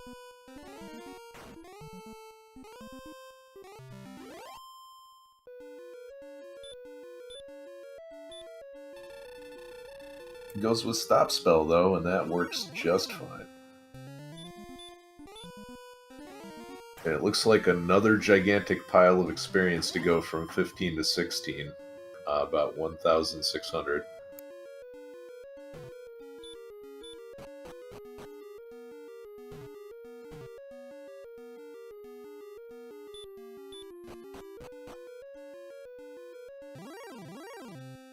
yeah, they'll need to get to almost 8,000 to get to level 16.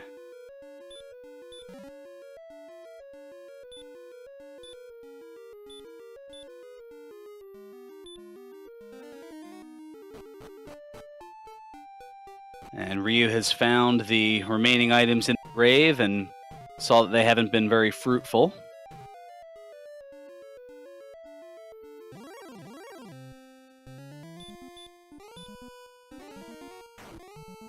And BT finding the disheartening experience from the Magiwyvern. Looks like he's going to take a crack at this Demon Knight.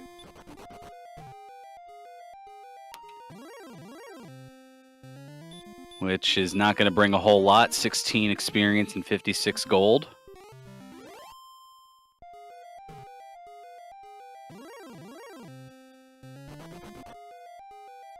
Looks like Ryu is going to try to farm some wizards in the first floor of the grave.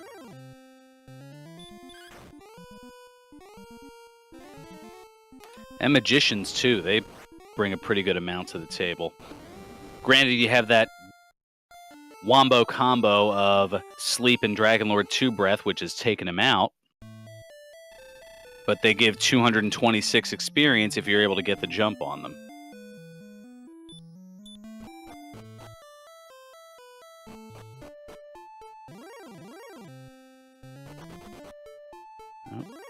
And some more signal issues on BT's side.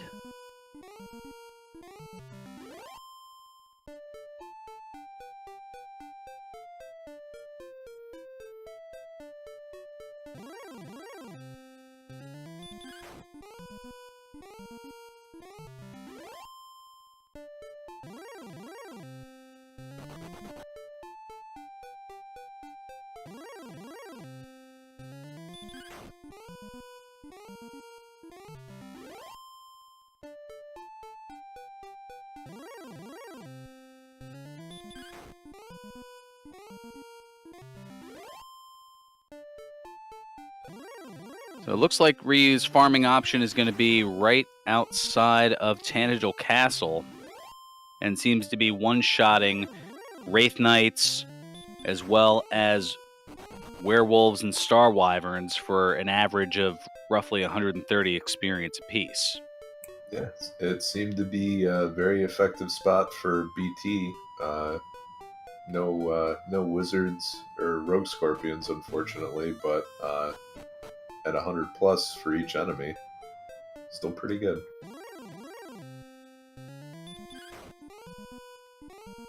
It was just those darn green dragons that were ruining everything by taking so long to kill.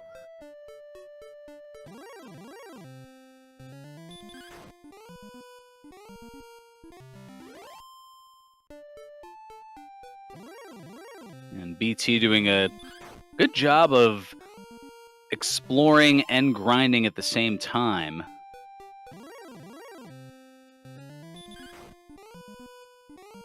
Hey, that looks like a town. I think that was Breckenary. Must be one he's already seen, though. And he decides not to stay at the Motel 6.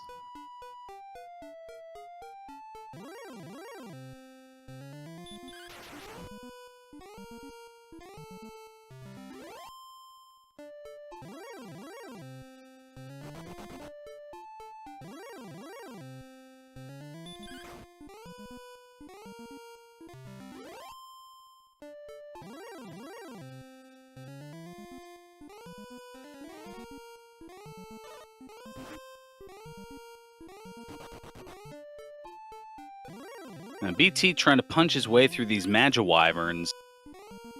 I don't know if it's because they have such high agility that he doesn't want to bother trying to run from them.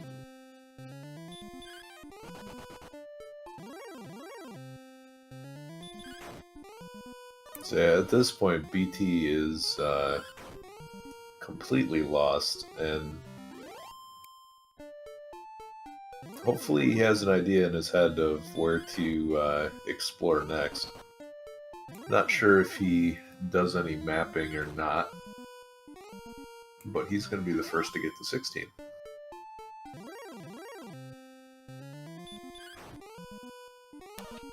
Not very fruitful levels.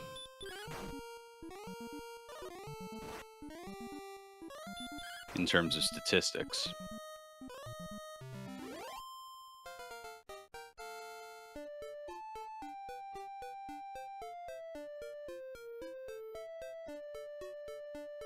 And 15 for Ryu off of a Wraith Knight. So yeah, only about a 20-second difference.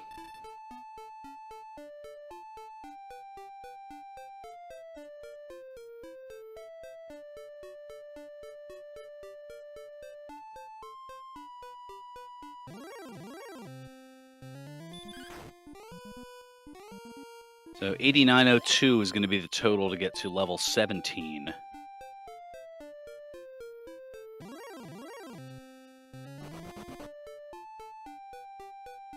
And answer a question in chat. 88 hit points. You generally, I guess the short answer is no. You generally want to have at least 97 as a safe bet, because if a Dragon Lord hits for 48 on an attack,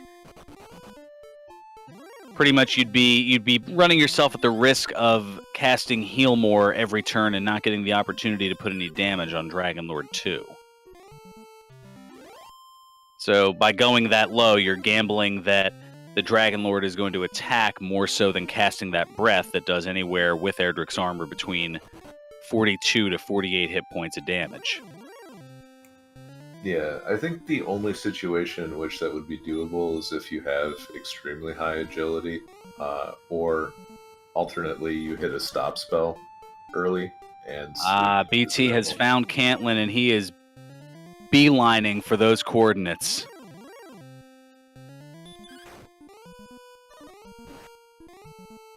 And basically the only thing standing in his way, so he's just gonna drop that last magic key, not even restock, and oh, he made such a beeline that he didn't bother to heal.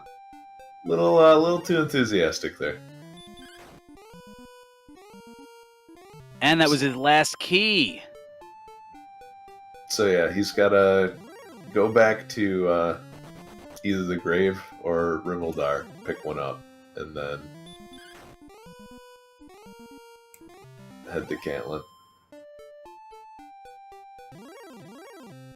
As the old adage goes, haste makes waste, and that unfortunately was the issue here with BT. So eager, so excited to go and get those coordinates, didn't even think, oh, I have to heal up first. Or maybe, oh, well, he's going to get here and perhaps realize. No, now he remembers. And this is the point where Ryu's grind is really going to take off now.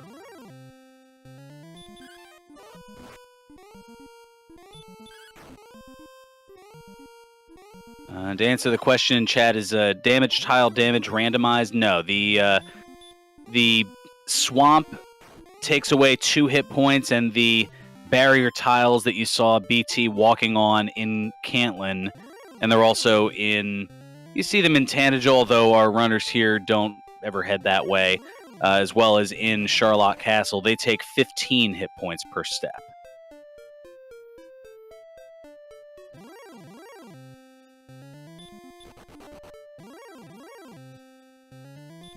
And BT having a bit of a challenge remembering where Rimmeldar is. He was in the right direction, just on the wrong side of the water.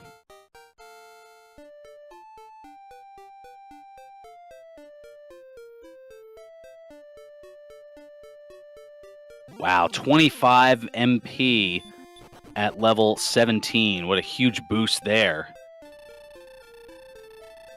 And BT realizing it's going to be a lot closer. Wow, 2503 to get to level 18.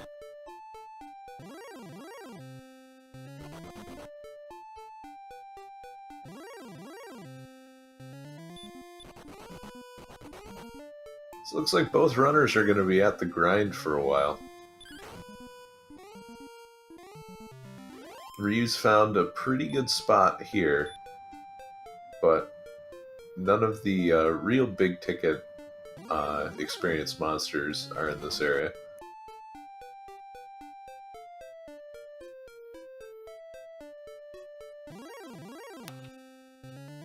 And BT beelining it again, now remembering where Cantlin was. Now, will he perhaps use the key to purchase more keys, or will he just be a little bit more careful heading into that area? Nope. He is going to go get more keys. Yeah, and this is important not only for safety, but just so you can open the treasury as well. True. Once he gets down into the 7th basement in Charlock, where there are those 6 treasure chests, they are behind a key, so to not have one.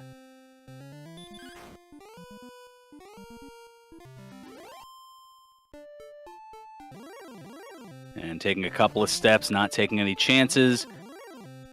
And BT is going to get the news that a lady is going to be needed.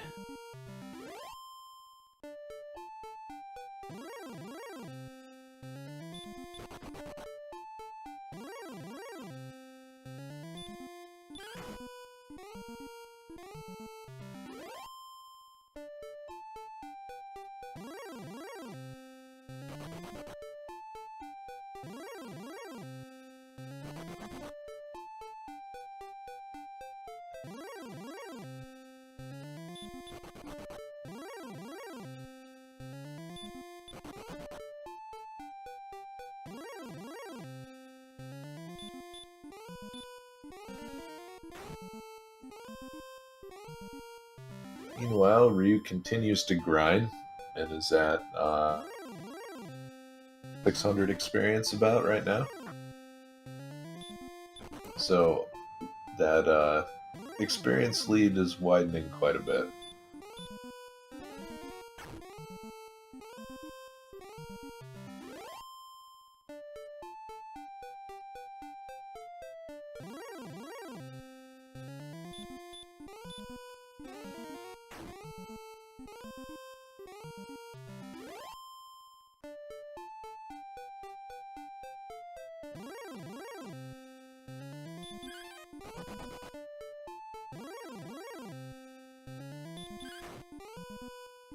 How does BT have enough? He doesn't have enough magic to outside and return, unfortunately. Oh, no. That means he's going to have to... Oh, that's right. He can run away, but... Oh, the Drakey attacking. And that means BT's going to have to go back in. Well, is he down to his last key again? I know he didn't fill up completely when he was in Catlin. It was definitely the key equivalent of a NASCAR pit stop, but I don't know how much or how many exactly were purchased.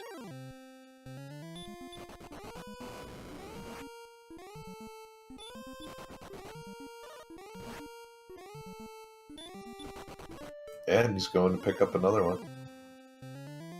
Yeah, the fact that he's going back into the grave leads me to believe that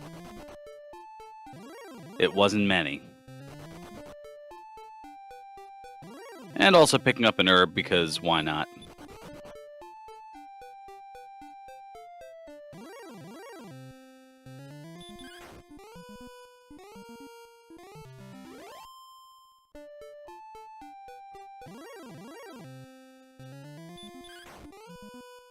Oh, and the skeleton with Dragon Lord breath.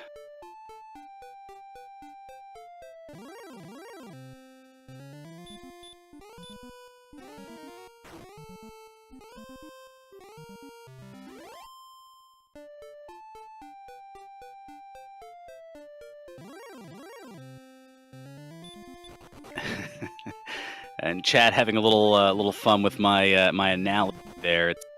I'm definitely of a different breed when it comes to broadcast analysis. That's for sure.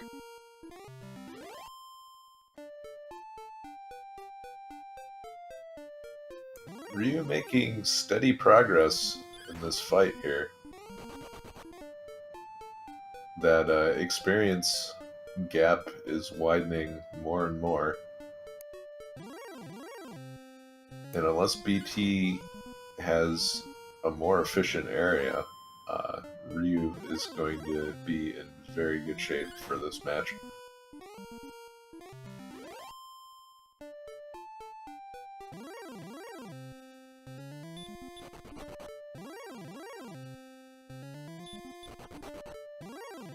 It has definitely been a challenge on both sides of attempting to overcome various mental miscues. In Ryu's case, it was early on negating 3 levels that he had gotten from hitting the reset button out of habit. And in BT's case, it has been the battle to get Gwaelin falling short on resources of not only keys, but also MP that made numerous dives, I believe 3 different dives to attempt to get Gwaelin, and also a few side errands to get more keys from Garen's grave. But we now have Gwaelin's love on BT's side, as Ryu only about 450, almost 500 to level 18. BT continuing to run from all these Wraith Knights, and that's definitely been costing him overall. That, I think, has been one of the differences as well, is he's been running from the enemies that give a lot of experience and taking the time to fight enemies that aren't giving very much, and by that I mean single digits. He's been fighting a lot of skeletons, fighting a lot of Magi-Wyverns that only give 6 and 4 experience respectively, but now able to take out a wizard for 172. And yes, heal more and hurt more are the 2 icons in the middle of the tracker. And I think fighting the skeletons, that's not necessarily a bad idea. Sure, they give little experience, but the consequences for failing to run are high enough that I think just taking them out guaranteed is a good move. Yeah, But true. You don't want to have to fail a runaway, and then they all of a sudden hit you with a Dragon Lord Breath, and that takes care of that, as Ryu's going to go up to level 18. But yeah, things like the Magi-Wyverns, definitely. Just put those guys to sleep and get out of there.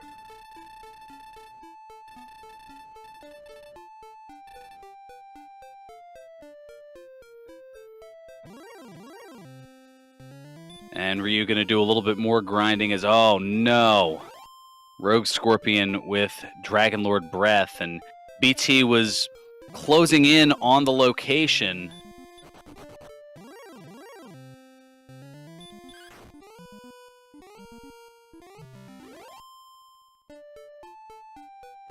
The Rogue Scorpion saying, nope, you're not going to get this armor just quite yet. Question in chat. Yes, the two icons above the princess in the tractor represent Hurt More and Heal More.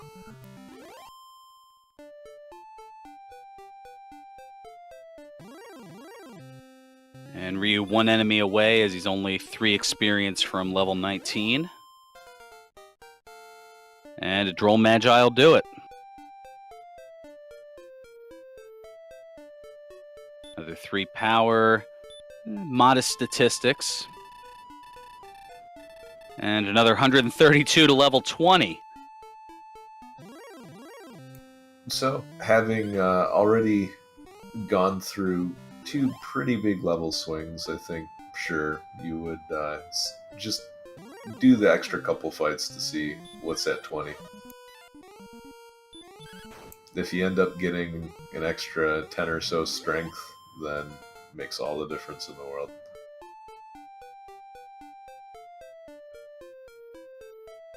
Oh, and another 5 strength there, and an Axe Knight with, oh no, with that Wombo combo.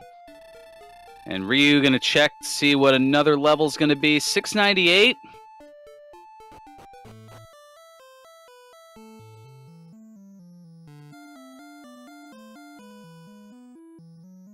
Perhaps gonna replen a little MP and maybe go for it.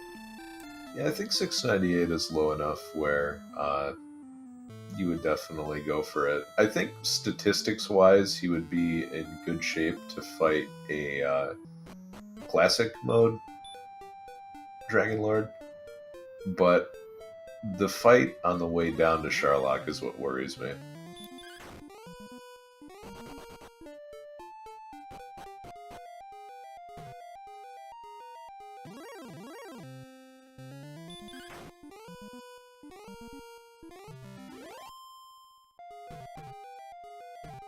And a question in chat from DataPlet01. Who rolled this seed just out of curiosity? The names have been withheld to protect the guilty.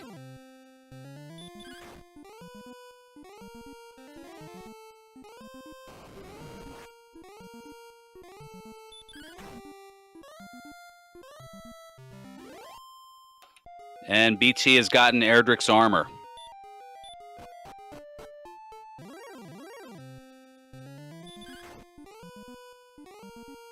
And he's got to find some way to get, about 3,000 experience pretty quickly.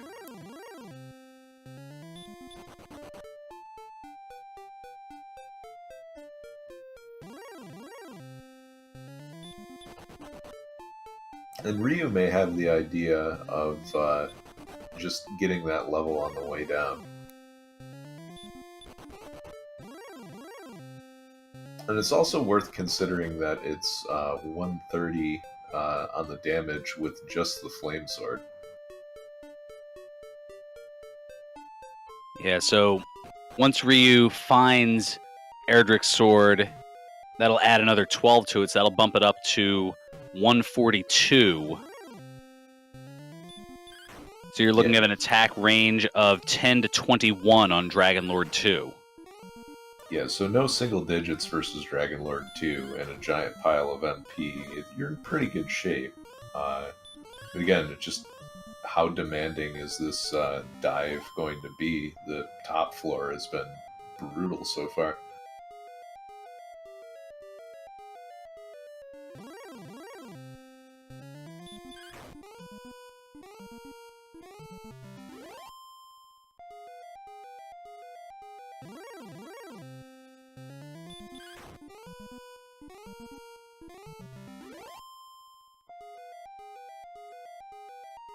Wow, 130 attack power seems to be the magic number that gets you in range of one-shotting the Rogue Scorpions and the Magic Wyverns, and that's huge.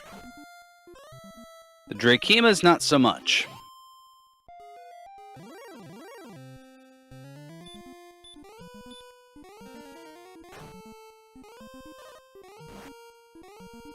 And Ryu opting to use a hurt more on the blue dragon, make it a pair of them. So I don't know if he figures he has enough to spare as he goes to level 21.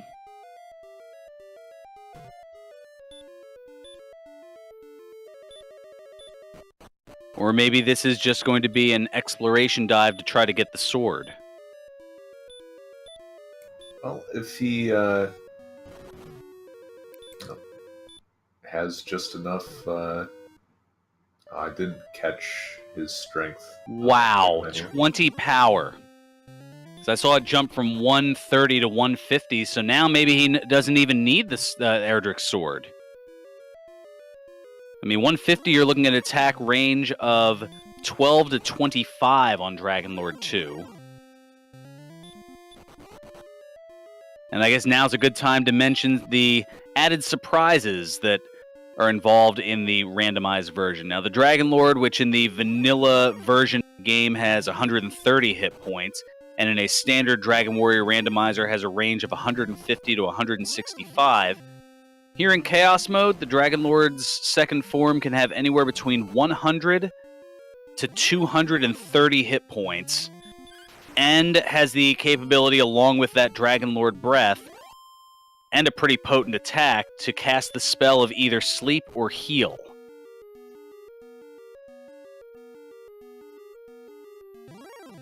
And considering that we've seen the Wombo combo from a couple of our enemies here, the Magician and the Rogue Scorpion and the Axe Knight of that Wombo combo of sleep and the Dragonlord breath, that is something that could certainly end your run a little earlier than you'd like it to in Sharlock.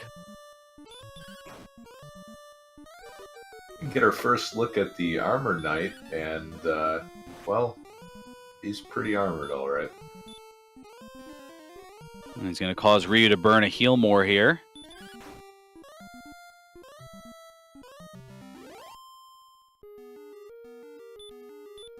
Oh, all that for almost nothing.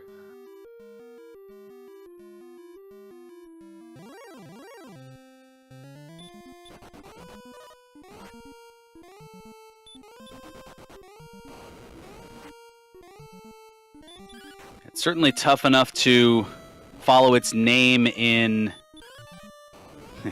among Dragon Warrior randomizer runners as the AK-47. But given how little that it gives in terms of experience and, I mean, a decent amount of gold, but at this point in the game, that is almost a negligible statistic.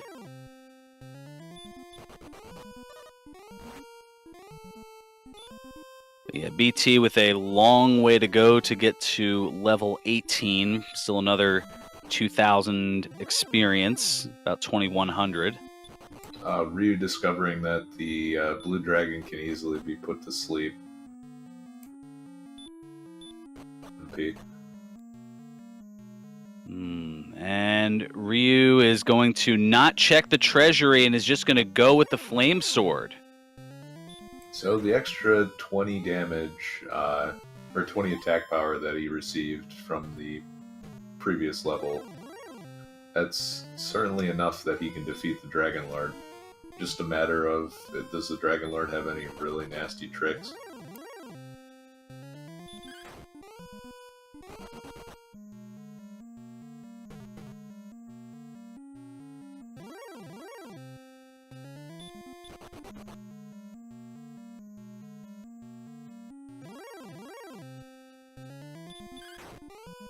And perhaps Ryu realizing as we're approaching 2 hours and 10 minutes that this has been a difficult seed, it's been going pretty long, and skipping the search of the treasury and perhaps saving those couple of minutes might be the difference, but Ryu not realizing that he is ahead as much as he is in experience a roughly 3,500 experience gap. Plus, let's see what the Guardian... Oh, it's another Scorpion. That runs away! So this is pretty much ideal for Ryu here, and if he can get away from this Spectre, he doesn't even have to burn a heal more. He's right at perfectly at the line. And Lord of the Synth, to answer your question, Ryu's attack power with the Flame Sword is 150. So he'll be able to do damage on Dragon Lord 2, a damage range of 12 to 25.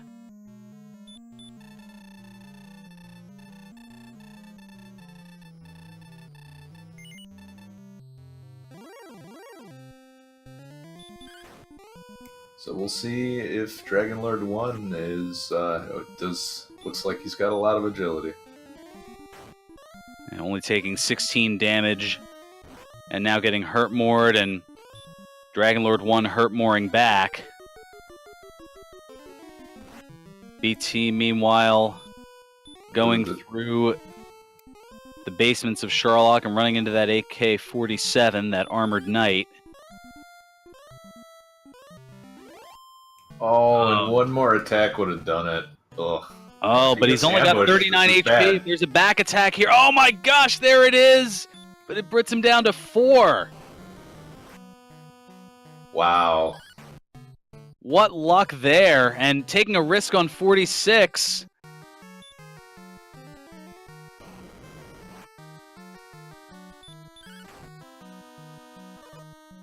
Ryu hoping that...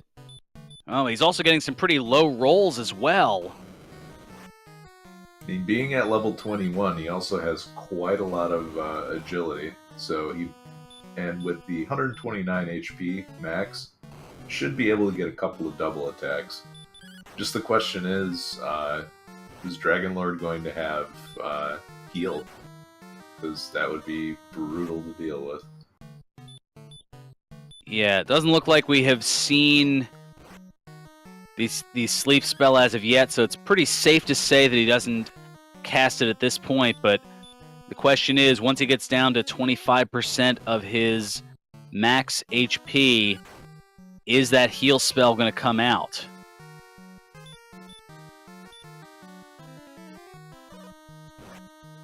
So after a bit of a rough start here, Ryu getting on some momentum. I'll admit I haven't kept track of where he is in terms of the hit point damage done thus far.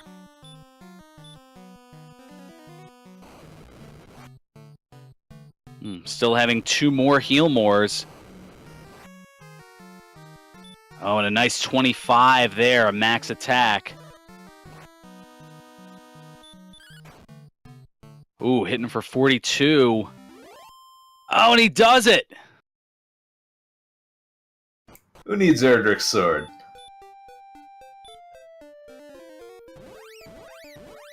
How about that? Let's get your GGs out in chat, everyone, for Ryu.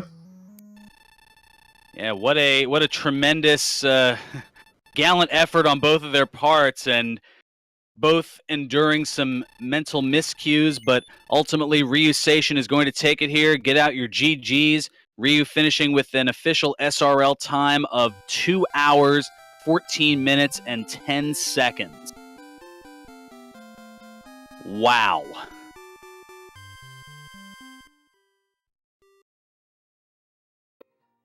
So with that, Ryu is going to punch his ticket to the dance and is going to be in the bracket stage that will begin next week here in the Dragon Warrior Randomizer Chaos Tournament. And sounds like we're joined in commentary booth by Ryu right now. GG, Ryu. Yeah, thanks. Man, what a seed. That's an understatement. Well, one thing that jumped out at me fairly early on, maybe about 45 minutes in or so, you'd leveled up to level 8, and I guess, was it out of instinct from resetting to save your gold that you'd reset after a death and reverted back to level 5? Yeah, that was definitely a kicking myself in the rear moment. It was only about a 400 experience loss, I think, but still, that sucked. Because I did a double take on it. I was like, wait, he was at level 8. How did he get back to level 5? And then I saw it was a reset. I was like, oh no. Yeah, as soon as I hit that reset, I was like, oh, I shouldn't have done that. When was the last time I saved? And then, yeah, I saw the bad news. There was that, but I mean, other than that, I mean, your exploration was good. There was not exactly a plethora of availability in terms of decent enemies with experience. No, not really. I mean, in the end, it seemed just right there north of the castle was a place to try and grind at. I mean, rogue scorpions were given really good experience, but they just weren't easy to find. Plus, when you found them, they were one of 3 enemies by our count that had the wombo combo of sleep and the Dragon Lord breath. Yeah, I mean, they went down easy, but yeah, they didn't like you very much.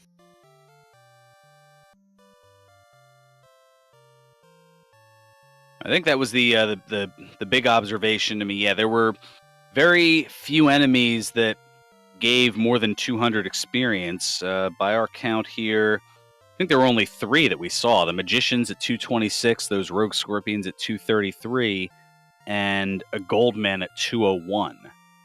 Yeah, I only ever really saw the Goldman just a few times. And then those Magicians were just a pain to take down.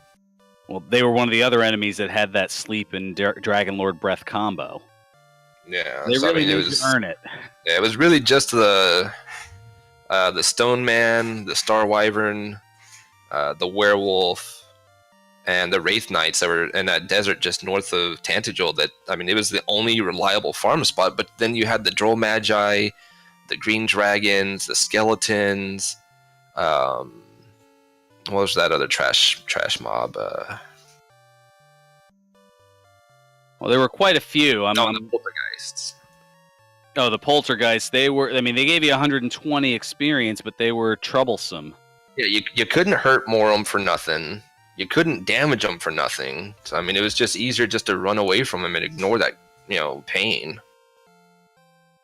Yeah, it seemed like every time you found a zone that had a couple good monsters in them, it also had 3 other monsters that were such a pain to fight that I agree, fight near the castle and take the increased run chance. Yeah, I mean, the blue dragons, they were at least decent, but I mean, it took 2 hurt mores to take them down, and they hurt quite a bit.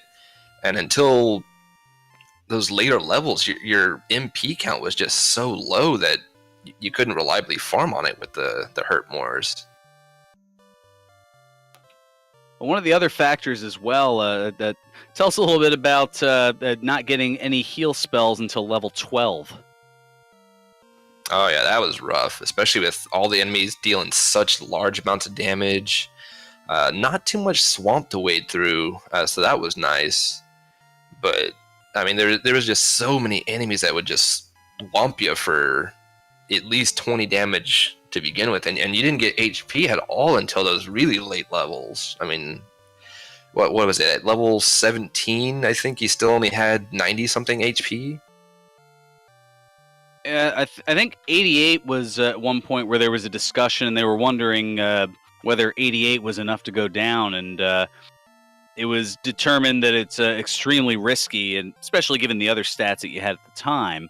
And then thankfully those levels just were one after another after that huge gap from level 17 to 18. Then it took maybe another 1,300 experience to go from 18 to 21.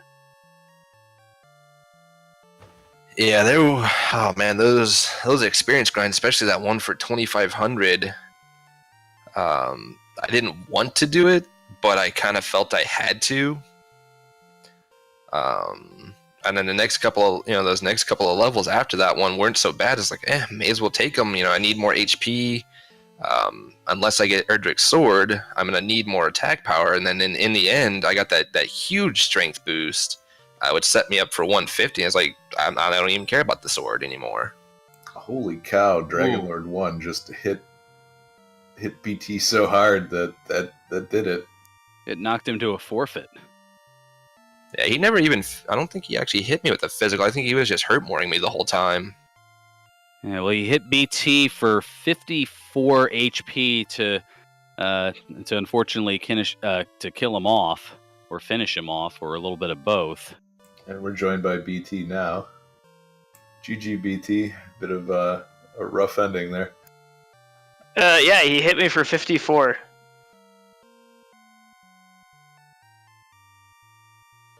What's the deal with 54? Yikes.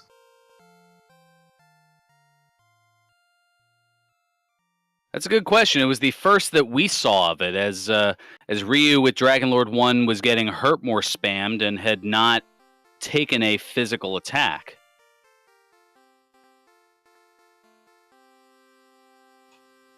Interesting. And Ryu hitting with a hurt more on Dragonlord 1, and according to McGrew in chat, Ryu getting super lucky with that one, as he had Dragonlord 1 had 15 out of 16 hurt resistance, so about a little less than a 7% chance of hitting hurt more, and he got it. Okay, so what's Dragonlord 2 like? Well, Dragonlord 2 had fairly high HP. We didn't quite get a count on it, but no surprises. There wasn't any heal that was cast. There was no sleep that was cast. It looked like there were a few different...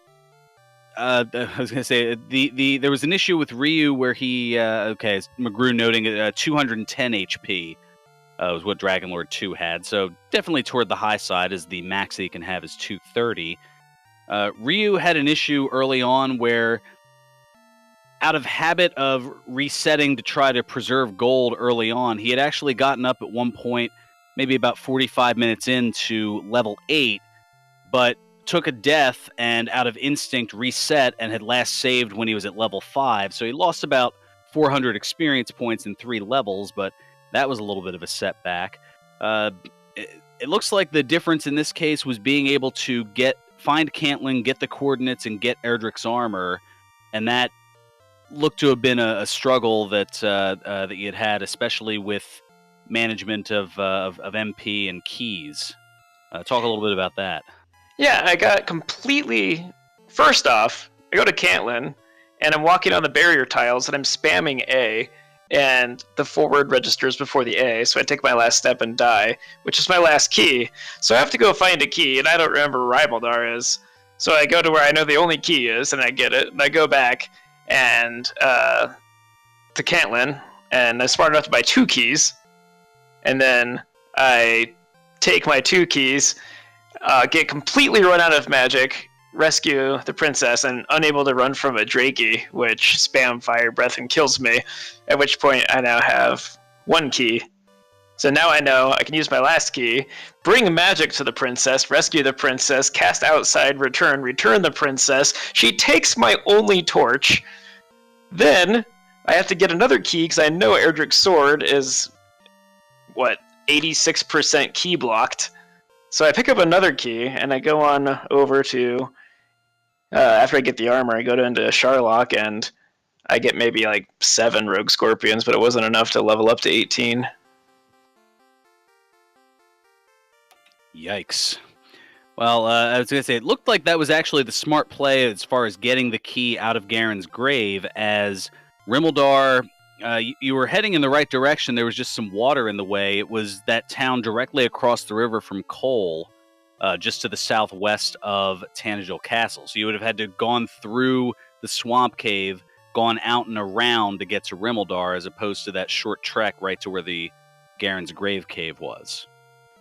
Oh, so those 35 consecutive desert tiles with a 1 in 8 encounter chance on them? Exactly. Yep. Yeah, Rymaldar was just straight north out of the swamp cave past Garenham.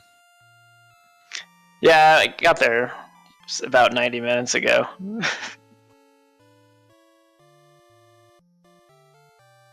Yeah, that was that start was rough because at 15 minutes in, I don't even think I had my first Wolf Lord kill at that point, and so that's when I asked if you wanted to reseed.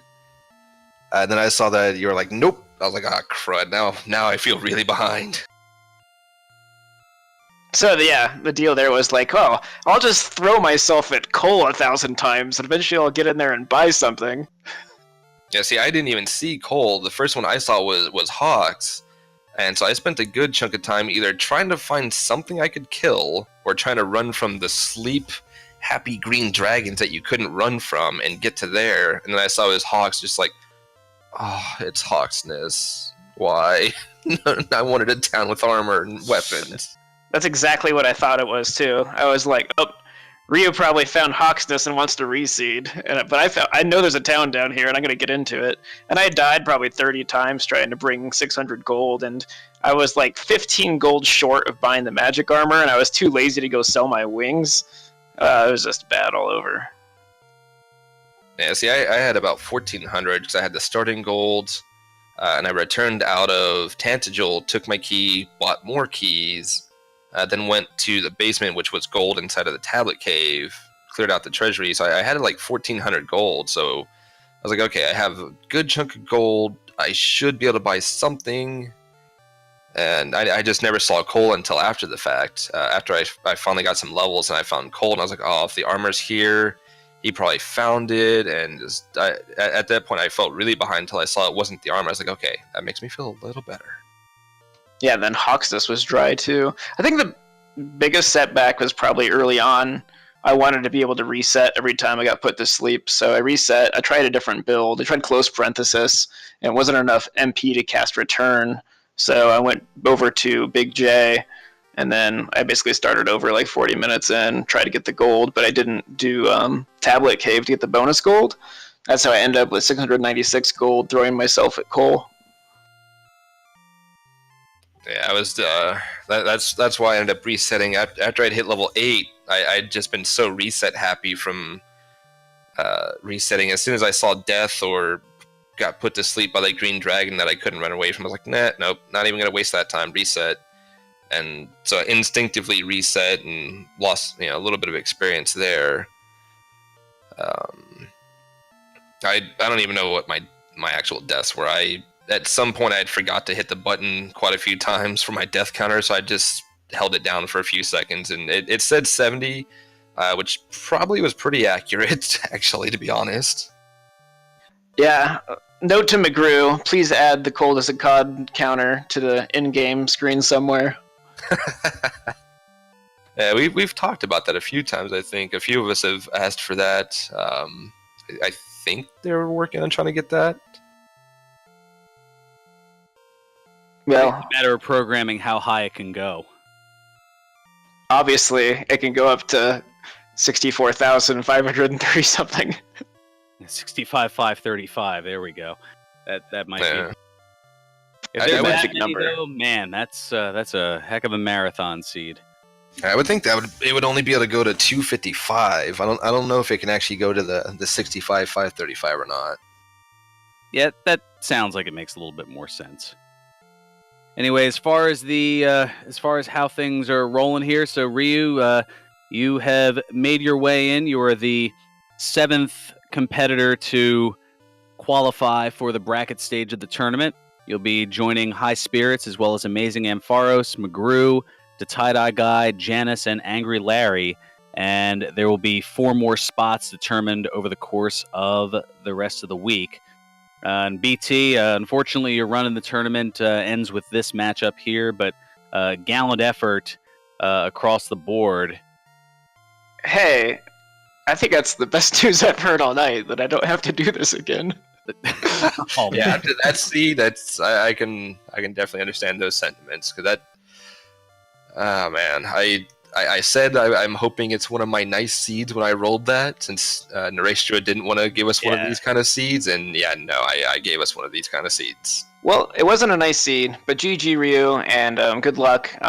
If you beat me, that means I got my money on you to win, because Jay Coper and I are both kind of out of it. So, I really appreciate the community. I appreciate Magoo and the restreams and things like that. That's why I joined. I love Dragon Warrior and I love the randos. So it's been great, guys. Thank you so much. That was a great race. Good game. And that's going to just about wrap things up here for the night. Make sure to give our runners a follow here, BT as well as RyuSeishin. Also, make sure to give a follow to our restreamer, pushing all the buttons and turning all the dials behind the scenes here. Noriestra doing a fantastic job, as well as our commentators here, myself, Ferran Burgundy, and my co-commentator, Edgeworth. You'll see him on Twitch at EdgeStream, as you see there on the chat.